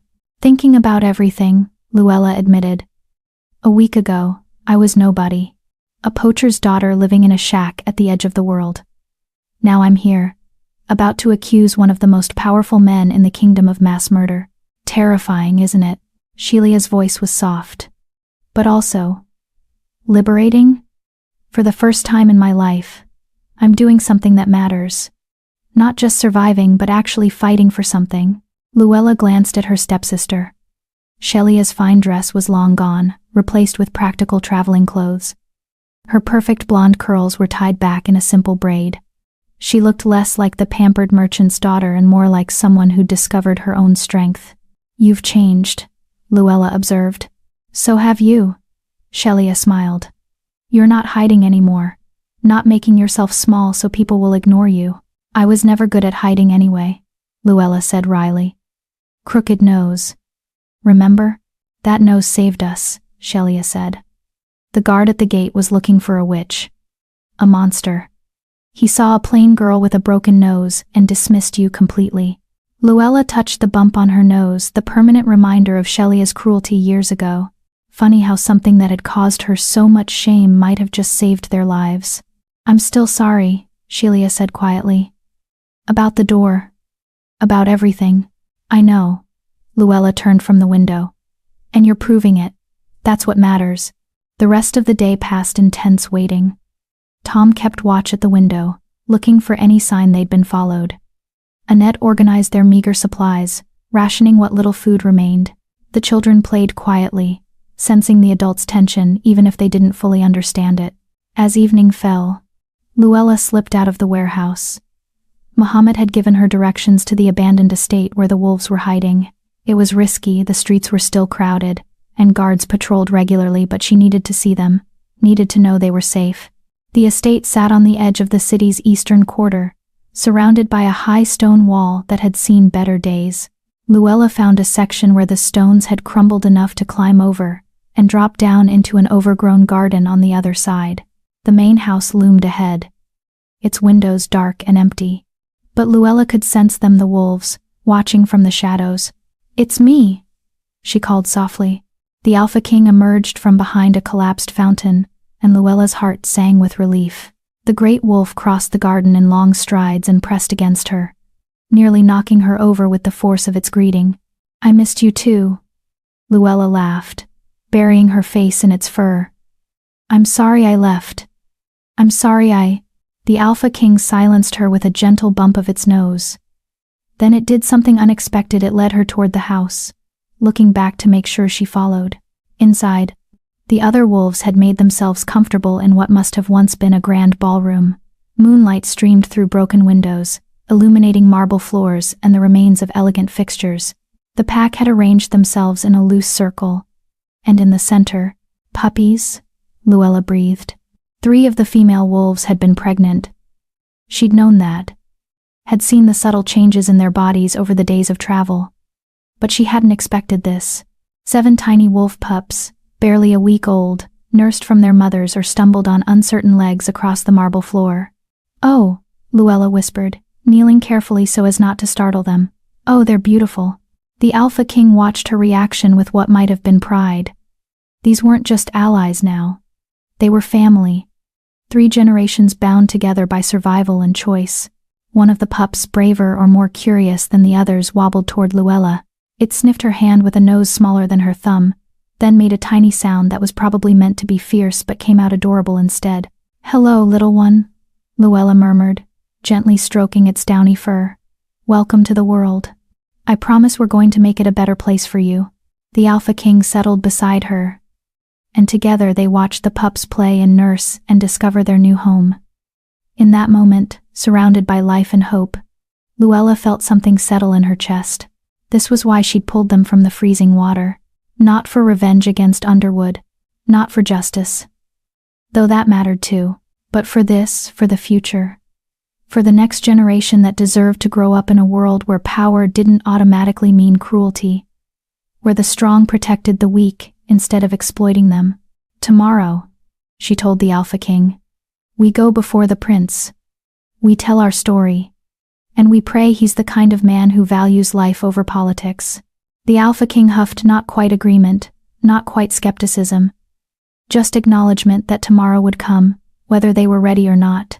Luella stayed until moonrise, memorizing the sight of the pups and their mothers, of the pack at rest in this temporary sanctuary.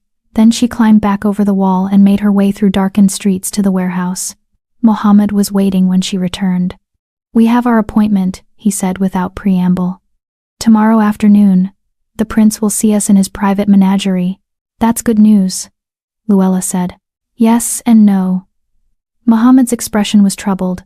"I also learned something troubling from my contacts. Lord Underwood has requested an audience with the High Council tomorrow morning. He's bringing evidence of your crimes." "What kind of evidence?" "Witnesses from Blackpine who'll testify you led the raiders. Records showing your family's criminal history. A dossier prepared by his lawyers." Mohammed's jaw tightened. "He's building a legal case to have you declared an outlaw. Once that happens, anyone can kill you without consequence." Luella's stomach dropped. "How long do we have?" "The council meets at dawn. They could issue the decree by noon." Mohammed looked at her steadily.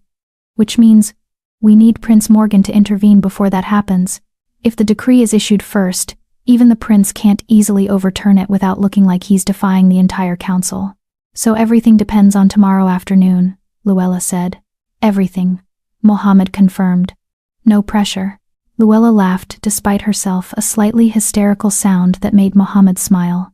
"Get some rest," he advised. "Tomorrow we change the story. Tomorrow we show them who Luella Martin really is."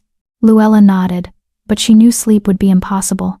Too much was riding on the next day. Too many lives, human and wolf, hanging in the balance.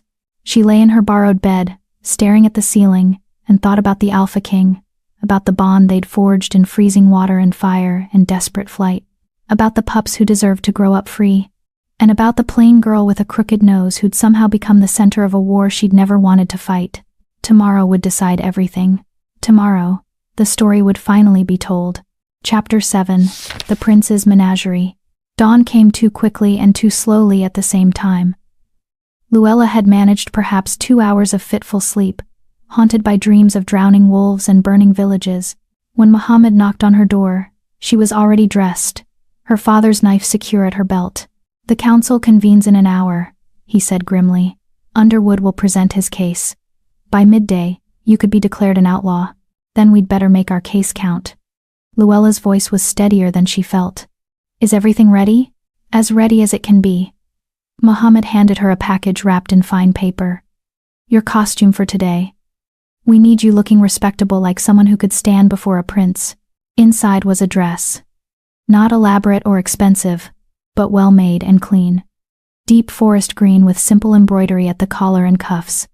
It was the nicest thing Luella had worn in 6 years. "I can't accept this," she started. "You already have. Now put it on."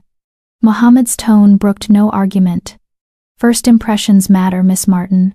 Especially when you're fighting for your life."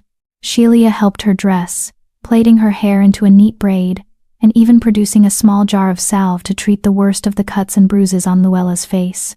"There," Sheila said, stepping back to examine her work. "You look almost noble." "I look like I'm playing dress-up," Luella muttered, tugging at the unfamiliar fabric. "You look like someone worth listening to," Tom corrected. He'd cleaned up too, his butcher's apron replaced with a simple but respectable coat. Like someone who matters. By the time they left the warehouse, the sun was climbing toward noon. The streets were crowded with merchants and nobles, all conducting their daily business while oblivious to the fact that Luella's entire future hung in the balance. They made their way to the Palace District, an area of wide boulevards and manicured gardens where the kingdom's power resided.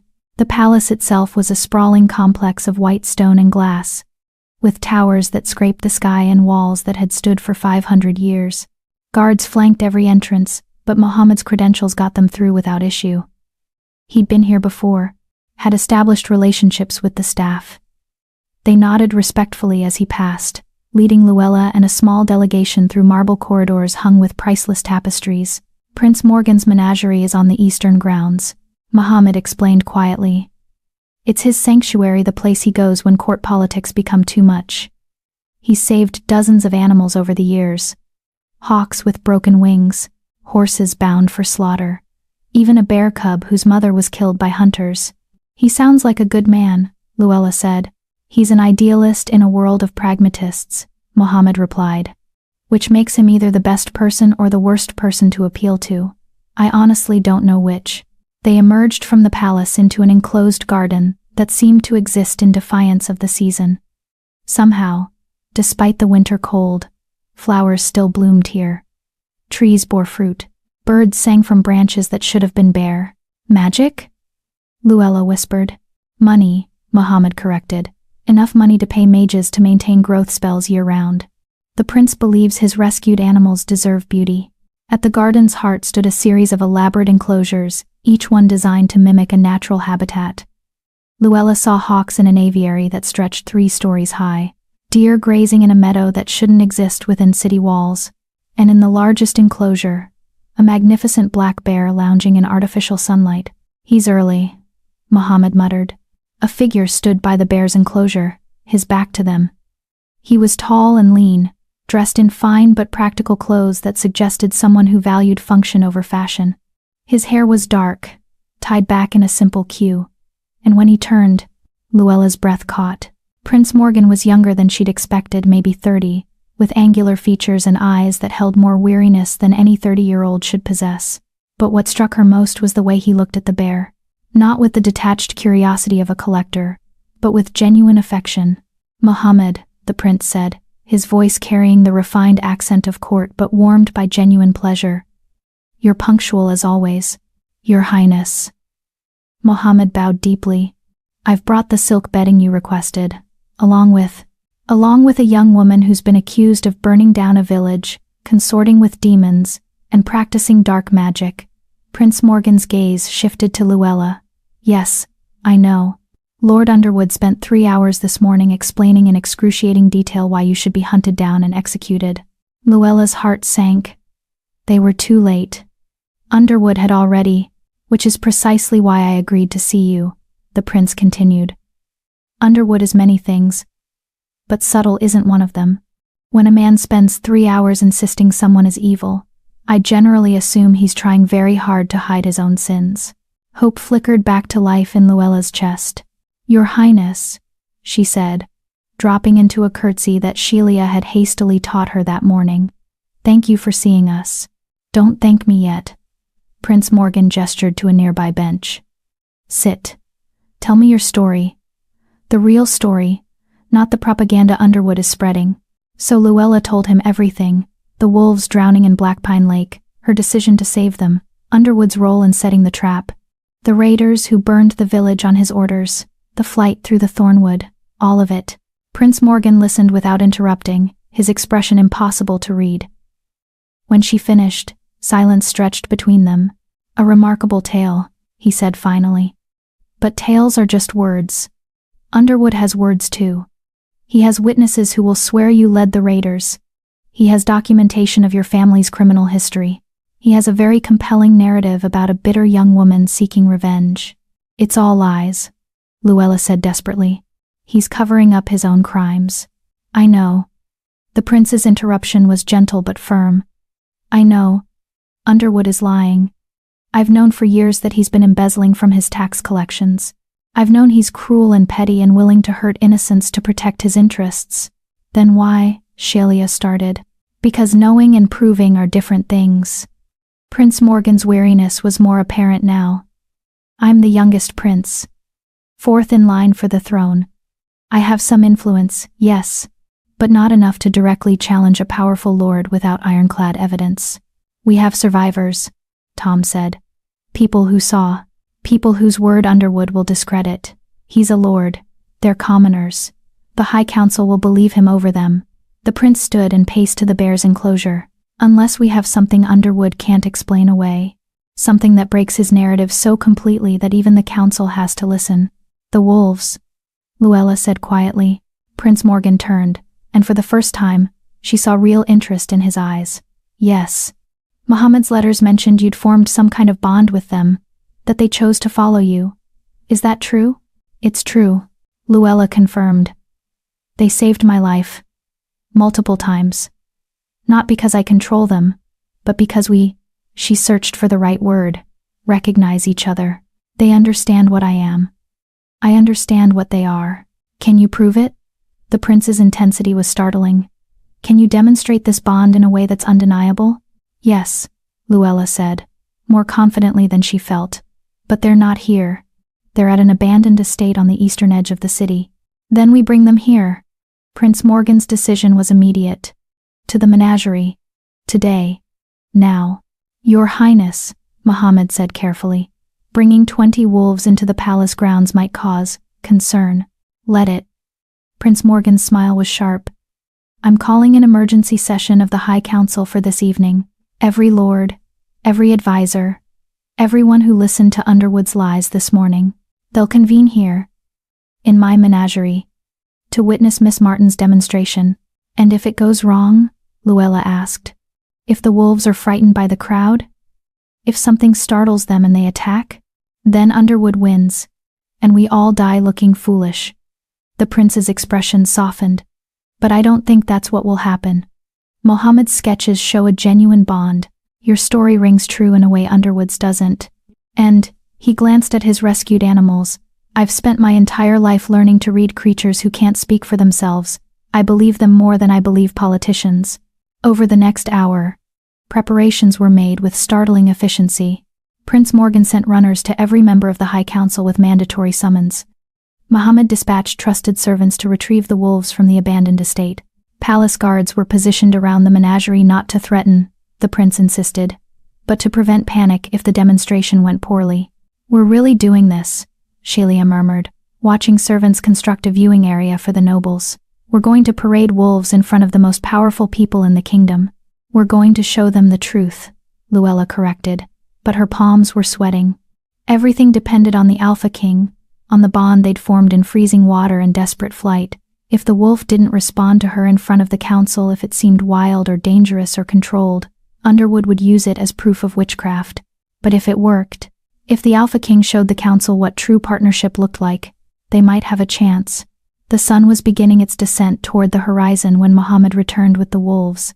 He'd brought them through the service entrances, avoiding the main courtyards where their presence would cause immediate panic. "They're in the staging area," he reported to Prince Morgan.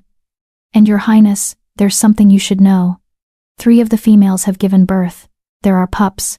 The prince's eyes widened. "Pups? How young?" "Very young. Less than 2 weeks old." "Bring them," Prince Morgan said immediately. "All of them. The pups too. If anything will demonstrate that these wolves trust Miss Martin, it's allowing her near their young." The council began arriving as dusk fell. Lord Philip Underwood was among the first, his face darkening when he saw Luella standing beside Prince Morgan. "This is outrageous," Underwood said, his voice carrying across the garden. "Your Highness, that woman is a criminal. She should be in chains, not standing at your side like an honored guest." "She's standing at my side because I invited her, Lord Underwood." Prince Morgan's tone was pleasant but carried an edge of steel. "Just as I invited you. We're going to settle this matter tonight, once and for all." More nobles arrived. Some Luella recognized from Underwood's hunting party. Others were strangers, men and women in elaborate clothing, who regarded her with expressions ranging from curiosity to contempt. When the High Counselor himself arrived, an elderly man whose name was Nicholas Duran, the murmuring crowd fell silent. "Your Highness," Counselor Duran said, his voice dry and precise. "Your summons indicated a matter of urgent importance regarding false accusations and the true nature of animal cognition. I confess myself curious." "Then let me satisfy that curiosity." Prince Morgan gestured to Luella. "Lord Underwood has accused Miss Martin of witchcraft, claiming she uses dark magic to control wolves and commit murder. Miss Martin claims the wolves follow her of their own free will, that they recognize her as an ally rather than a master. Tonight, we determine who's telling the truth." "How?" Underwood demanded. "By taking her word for it. By observation." Prince Morgan nodded to Muhammad. The merchant opened the gates to the staging area. 20 wolves flowed into the menagerie like liquid shadow. Their presence transformed the garden. Suddenly the carefully manicured space felt wild, ancient, touched by something that predated civilization itself. The nobles gasped. Several stepped back. 2 of the women screamed. The Alpha King entered last, 3 of the females close behind carrying pups gently in their jaws. Every wolf's eyes found Luella immediately. "Miss Martin," Prince Morgan said quietly. "Show us." Luella stepped forward. Her legs felt like water, but she forced herself to walk steadily toward the pack. Behind her, she could hear the nobles' shocked whispers, Underwood's angry muttering, the rustling of weapons as guards readied themselves for violence. She stopped 10 feet from the Alpha King. The great black wolf watched her with those impossible amber eyes. "Hello," Luella said softly. "I'm sorry I brought you here. Sorry I'm asking this of you. But I need them to understand what you are. What we are." The Alpha King tilted its head, considering. Then it walked forward, closing the distance between them, and pressed its forehead against hers. The gesture was so gentle, so deliberately tender, that several nobles gasped. That's impossible," someone whispered. "Wild wolves aren't wild," Luella said, loud enough for everyone to hear. She kept her eyes on the Alpha King, her hand resting on its neck.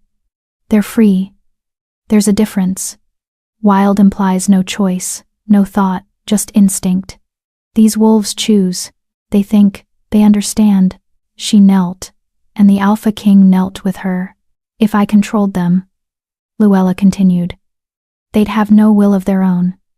They'd be slaves." "But look," the 3 females with pups approached. One placed her pup directly at Luella's feet, an act of trust so profound that Prince Morgan inhaled sharply.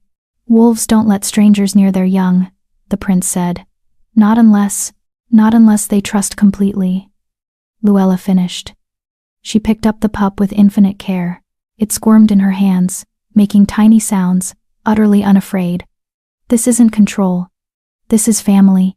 The nobles were silent now, watching with expressions that ranged from wonder to disbelief. Lord Underwood's face was purple with rage. "This proves nothing. She's bewitched them. Used some kind of—" "Lord Underwood." Counselor Duran's voice cut through the shouting. I would like to try something. Miss Martin, would you permit it? Luella nodded, not trusting her voice. The elderly counselor approached slowly, his movements careful. The Alpha King's hackles rose slightly, but Luella placed a calming hand on its head. I mean no harm, Counselor Duran said to the wolf. I simply wish to understand. He extended his hand, palm up, the way Luella had once extended hers over freezing water. The Alpha King sniffed his hand, studied the old man with those intelligent eyes. Then, deliberately, it touched its nose to the counselor's palm. Extraordinary, Duran breathed. Your Highness, in 40 years of governance, I have never. He looked at Luella. How? I saved their lives, Luella said simply. And they saved mine. Everything else followed from that. A convenient story, Underwood snarled. But it doesn't change the facts. She led raiders to Blackpine. She helped them burn. The raiders you hired. Shelia spoke up, stepping forward. The raiders who admitted you'd ordered the attack to destroy tax records proving your embezzlement. Underwood's face went from purple to white. That's you have no proof. We have 17 survivors who will testify, Tom added. We have the raiders' own words. And we have the fact that your estate was the only building left untouched in the attack. Circumstantial. All of it. Underwood looked desperately at the council. She's lying. They're all lying to protect themselves. Perhaps, Counselor Duran said thoughtfully. But Miss Martin's wolves are not lying. They cannot lie. And their behavior tells a story that contradicts yours, Lord Underwood. He turned to address the assembled nobles. A witch who controls animals would create slaves, creatures with dead eyes and mechanical movements. These wolves are neither dead-eyed nor mechanical.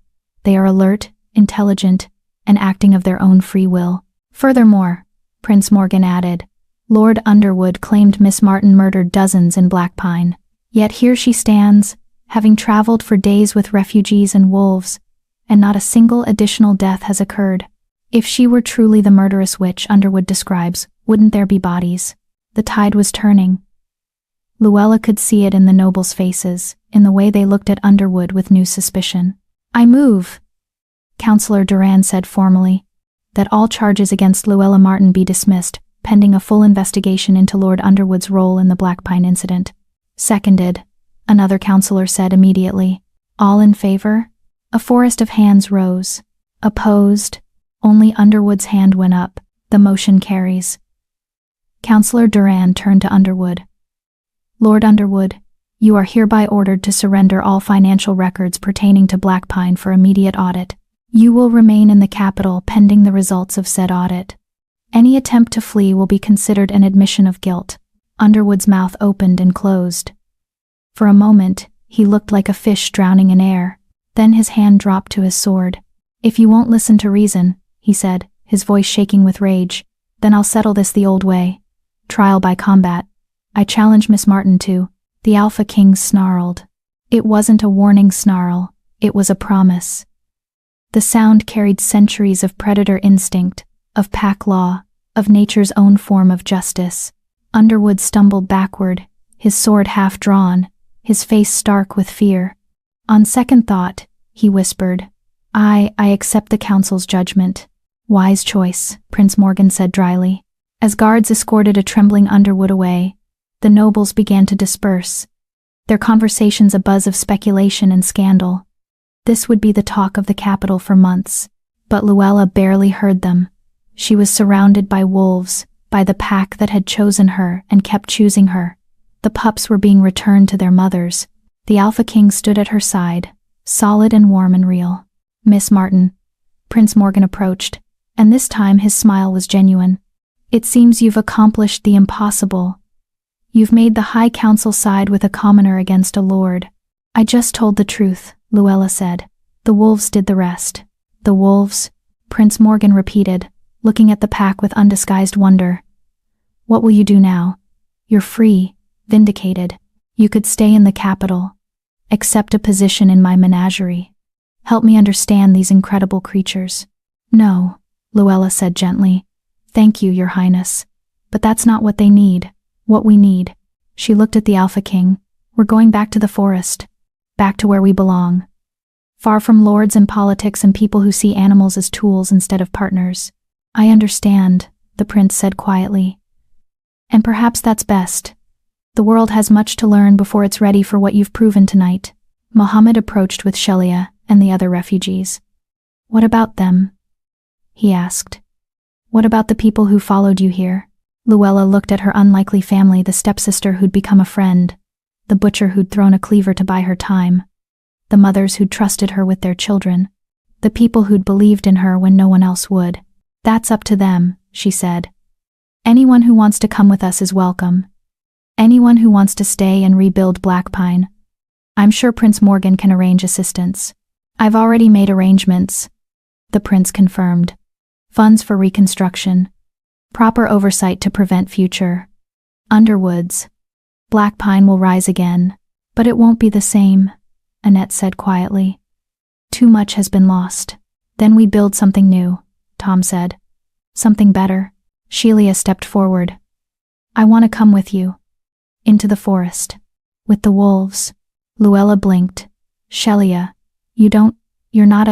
I'm not a forest person, Shelia finished. I know, but I'm not a city person anymore either. I don't know what I am now, but I'd like to find out, with you, if you'll have me. Luella looked at her stepsister, really looked at her, and saw not the cruel girl who'd broken her nose, but the woman who'd followed her through fire and frozen forests, who'd changed, who'd grown.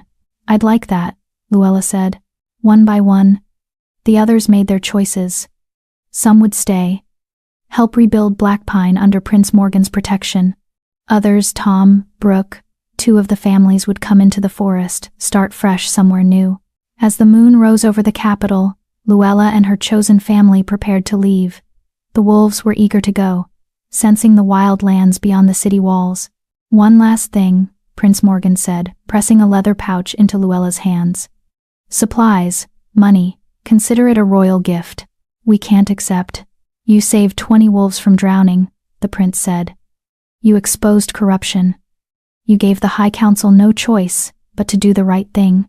I'd say you've earned it. Luella opened the pouch and found enough gold to feed them for a year. Thank you, Your Highness. Thank you, Miss Martin. You've reminded me why I started rescuing animals in the first place. Sometimes the only way to survive a cruel world is to be kind anyway. They left Thornhaven as silently as they'd entered, slipping through the eastern gates just before midnight. The wolves ranged around them, the Alpha King at Luella's side as always. Behind them, the capital glittered with 1,000 lights, beautiful and terrible, and full of people who would never understand what had happened here tonight. Ahead lay the forest, the deep, wild places where lords had no power and the only law was the law of the pack. Luella had pulled 20 wolves from freezing water. The last one had been the Alpha King, and now finally they were all free. Chapter 8. The Pack's Home. Spring came to the Thornwood like a whispered promise. 3 months had passed since Luella led her unlikely family out of Thornhaven's gates. 3 months of learning to live in ways that had nothing to do with surviving cruelty and everything to do with building something new. The settlement they'd created sat deep in the forest, far beyond the reach of lords and laws. It was small. 7 cabins built from timber the wolves had helped them fell, arranged in a loose circle around a central fire pit. Not grand, not permanent, but theirs. Luella stood at the edge of the clearing, watching the morning sun filter through branches that were finally showing new growth. Behind her, she could hear Tom sharpening tools, Brooke hanging laundry, children laughing as they played with the wolf pups who'd grown bold and curious in these safe woods.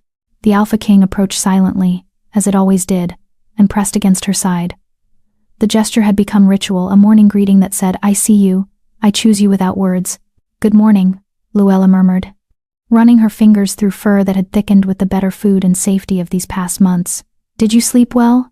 The wolf huffed amusement, she'd learned. As if sleep were something wolves did, rather than the state they occupied between hunts and watchfulness. Lou, Shelia's voice called from one of the cabins. The trapline caught something. Want to help me dress it? Coming, Luella called back.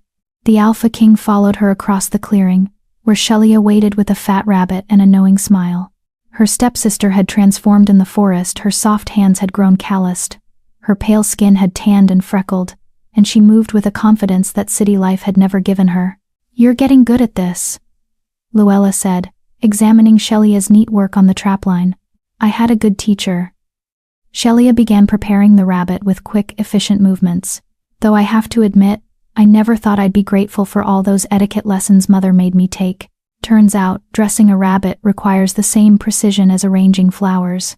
Luella laughed. It still surprised her sometimes. How easily laughter came now. How the weight she'd carried for 6 years, the shame, the anger, the constant vigilance, had slowly dissolved in the forest's embrace. Mohammed sent word yesterday, Shelia continued. Through his courier network. Underwood's trial is next week. Luella's hands stilled on the rabbit. And? The evidence is overwhelming. Financial records showing years of embezzlement, testimony from the raiders he hired. They turned on him once they realized he wasn't going to pay them. Even some of his own servants have come forward. Shelia's voice hardened. He's going to hang. Good, Luella said simply. She'd thought she might feel something more: triumph, vindication, the savage joy of seeing an enemy destroyed. But there was only a quiet satisfaction that justice, however delayed, was finally arriving. Mohammed also said Prince Morgan has been asking about us, Shelia added, wondering if we're well, if we need anything. Tell him we're fine, Luella said. Better than fine. Tell him we're home. The morning passed in the rhythms they'd established, checking traps, tending the garden they'd started, preparing food, maintaining their small settlement.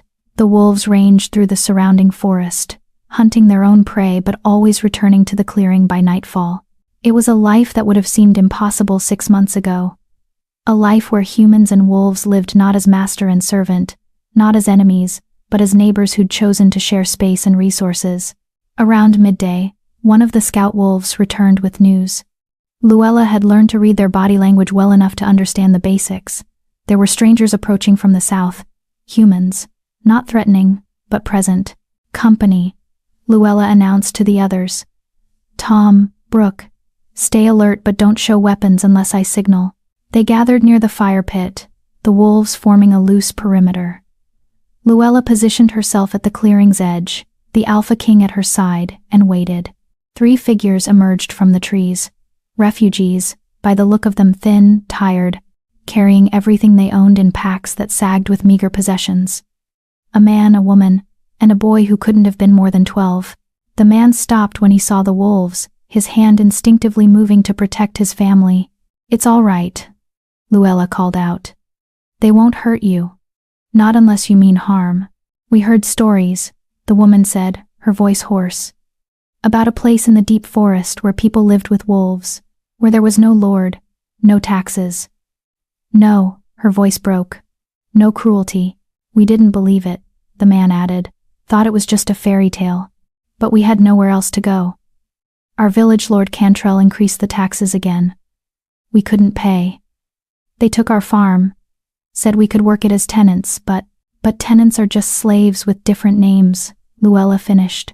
She'd heard similar stories from the other refugees who'd trickled into their settlement over the past months. People fleeing the same system that had destroyed her father. You're welcome here. We don't have much, but we share what we have. The family's relief was palpable. The boy stared at the wolves with wide eyes, fear mixing with wonder. They're really safe? He asked. As safe as anything wild can be, Luella said honestly. They're not pets. They're not tame. But they've chosen to live alongside us. Chosen to protect us. If you respect them, they'll respect you. One of the female wolves, the one whose pup Luella had held before the council, approached the boy slowly. She sniffed his hand, then gently bumped her head against his palm. The boy's face transformed with joy. See? Luella smiled. She approves. By evening, the new family had been integrated into the settlement. Tom was showing the man how to build a proper shelter. Annette was feeding them hot soup. The children were playing together, wolves and humans tumbling in the new grass like it was the most natural thing in the world. Luella sat by the fire pit, watching her community grow, and felt something she'd never quite experienced before. Peace. Not the absence of conflict. There were still challenges, still difficulties, still moments of hunger and fear and uncertainty. But underneath it all was a foundation of safety, of belonging, of knowing that tomorrow wouldn't bring fresh cruelty from people who saw her as less than human. You're thinking loud thoughts, Shelia said. settling beside her with 2 cups of herb tea, just reflecting. Luella accepted the cup gratefully. 6 months ago, I was nobody. A poacher's daughter living in a shack, surviving on stale bread and stubbornness. And now you're the founder of a settlement that's become a refuge for people escaping tyranny. Shelia sipped her tea. Plus you're the only person in recorded history to form a working alliance with wild wolves. I'd say that's quite the transformation. I didn't plan any of this, Luella protested. I just pulled some wolves from freezing water because it was the right thing to do. That's what makes it remarkable. Shelia's expression turned serious. Most people wouldn't have. Most people would have walked away, told themselves it wasn't their problem. But you didn't. And because you didn't, 17 people survived Black Pine. 20 wolves lived to have pups, and now, people who have nowhere else to go have a home. The Alpha King chose that moment to return from its evening patrol, 3 younger wolves following in its wake. The great black wolf had become, if possible, even more magnificent over the past months. Well-fed, well-rested, free to roam its ancestral forests, it radiated health and power. It crossed directly to Luella and laid a freshly killed deer at her feet. For the pack, Luella said, understanding the gesture. Thank you. The Alpha King's amber eyes gleamed in the firelight. Then it did something it had never done before. It howled. Not a warning howl.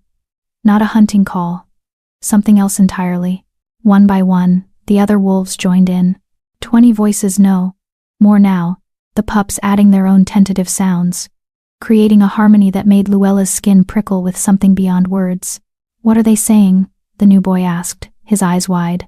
Luella listened, felt the sound resonate in her chest, and understood. They're saying we're home, she said softly. This is home. This is pack. The howling continued, rising and falling like music, like prayer, like the sound the world made before humans tried to tame it. And slowly, tentatively, the humans began to join in. It started with the children, their voices high and uncertain. Then Tom added his rough baritone, Brooke's clear alto, Shelia's slightly off-key soprano. One by one, every human in the settlement lifted their voice to blend with the wolves. It should have sounded absurd, humans trying to howl. But somehow, in that moment, it was perfect. It was a declaration. A claim. A promise. We are pack. We are family. We choose this. We choose each other. When the howling finally faded, leaving only echoes in the crackle of the fire, Luella found she was crying, not from sadness. From something too big to name: gratitude, maybe, or relief, or the simple, overwhelming fact of surviving everything that had tried to break her. Your father would be proud, Shelia said quietly. I think he would, Luella agreed. He always said the forest provided everything you needed. I just didn't understand he meant more than food and shelter. He meant community, purpose, freedom. The Alpha King pressed against her side, and Luella buried her face in its fur. Thank you, she whispered, for trusting me, for teaching me what it means to be part of something larger than myself. The wolf's response was a gentle huff that might have meant you're welcome, or might have meant foolish human, you taught us the same thing. Probably both. The weeks that followed brought more changes. More refugees arrived. Word of the forest settlement was spreading through the underground networks of people fleeing oppression. Each family was evaluated carefully. Those who came seeking only to escape work were turned away. Those who came seeking a chance to build something better were welcomed. The settlement grew to 20 cabins, then 30. They started calling it Wolf Haven, though no one could quite remember who suggested the name first. Mohammed visited in early summer, bringing news from the capital. Underwood had been hanged for his crimes. His estate had been seized, his wealth distributed among Black Pine's survivors. Prince Morgan had personally overseen the village's reconstruction, ensuring that it would never again be subject to a single lord's tyranny. The prince sends his regards, Mohammed said, sharing tea with Luella beside the fire pit, and he asked me to give you this. He produced a small wooden box, carved with intricate designs of wolves and forests. Inside was a letter, written in Prince Morgan's own hand. Dear Miss Martin, I hope this letter finds you well and prospering in your forest home. Word of Wolf Haven has reached the capital, stories of a place where humans and wolves live in harmony, where refugees find safety, where a new kind of community is being built. I wanted you to know that your actions have had consequences far beyond what you might imagine. 3 other lords have been investigated for crimes similar to Underwood's. 2 have been convicted. The High Council has implemented new oversight measures for tax collection and land management. You pulled 20 wolves from freezing water. In doing so, you've pulled an entire kingdom toward justice. Should you ever need anything, resources, protection, or simply someone who understands what you've accomplished, know that you have a friend in the palace. With deep respect and admiration, Prince Morgan. Luella read the letter twice, then carefully folded it and placed it back in the box. He's a good man, she said. He is, Mohammed agreed, which is rare among the nobility. Perhaps your example will inspire more to follow his lead. Perhaps. Luella watched the wolf pups playing in the clearing. They were nearly full-grown now, beautiful and wild and free. Or perhaps some things will never change. But at least here, in this small corner of the forest, we've proven it's possible to live differently. Mohammed stayed for 3 days, trading goods and news. When he left, he took letters from the settlement's residents to loved ones in other parts of the kingdom. Carefully worded messages that wouldn't reveal Wolfhaven's location but would let families know their missing members were safe. Summer deepened into golden warmth. The garden flourished. The hunts were successful. Children grew taller and stronger. The wolves' pups learned to hunt alongside their parents.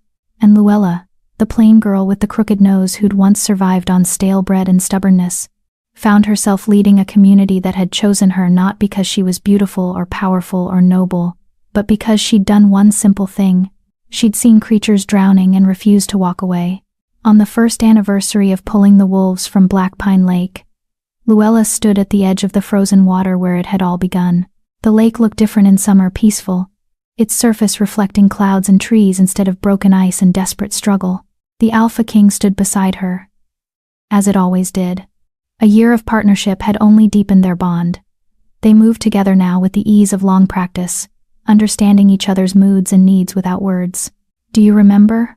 Luella asked softly. How cold it was, how impossible it seemed. The Alpha King's answer was to press its forehead against hers, that gesture of recognition and choice that had become their private language. I was nobody, Luella continued. And you were just another wolf. But we saw each other. Really saw each other. And everything changed. Behind them, the sounds of Wolfhaven drifted through the trees, laughter, conversation, the everyday music of people building lives they'd chosen rather than lives forced upon them. Beauty doesn't matter, Luella said, remembering her father's words. It's what's inside that counts. The Alpha King huffed agreement, amusement, understanding. Maybe all 3. He was right, Luella said. Just not in the way anyone expected. She looked at her reflection in the lake, the crooked nose, the plain features, the weathered skin of someone who lived by the forest's rules. And she saw something she'd never seen before. Not beauty. Something better. Strength. Kindness. The face of someone who'd changed the world by refusing to be changed by it. Let's go home, she said to the Alpha King. Together, woman and wolf turned away from the lake and walked back into the forest. Back to the settlement where 2 species had learned to live as one. Back to the family they'd built from freezing water and desperate choices and the simple, radical act of refusing to look away from suffering. The sun filtered through the trees in golden shafts. The forest sang with life. And Luella Martin, once nobody, now the heart of something unprecedented and beautiful, walked forward into whatever came next. With her pack at her side, always with her pack. Dear viewers, as we close this story, I'm curious about something. Luella became an outcast. The moment her father was labeled a criminal, his shame became her identity for 6 years. But the wolves? They didn't care about her past, her crooked nose, or what the village called her family. They only cared about her heart. So tell me, have you ever been judged for something that had nothing to do with who you truly are? How did you break free from that label? Share below, your story might help someone else. And if you'd like to see more stories like this, a like goes a long way.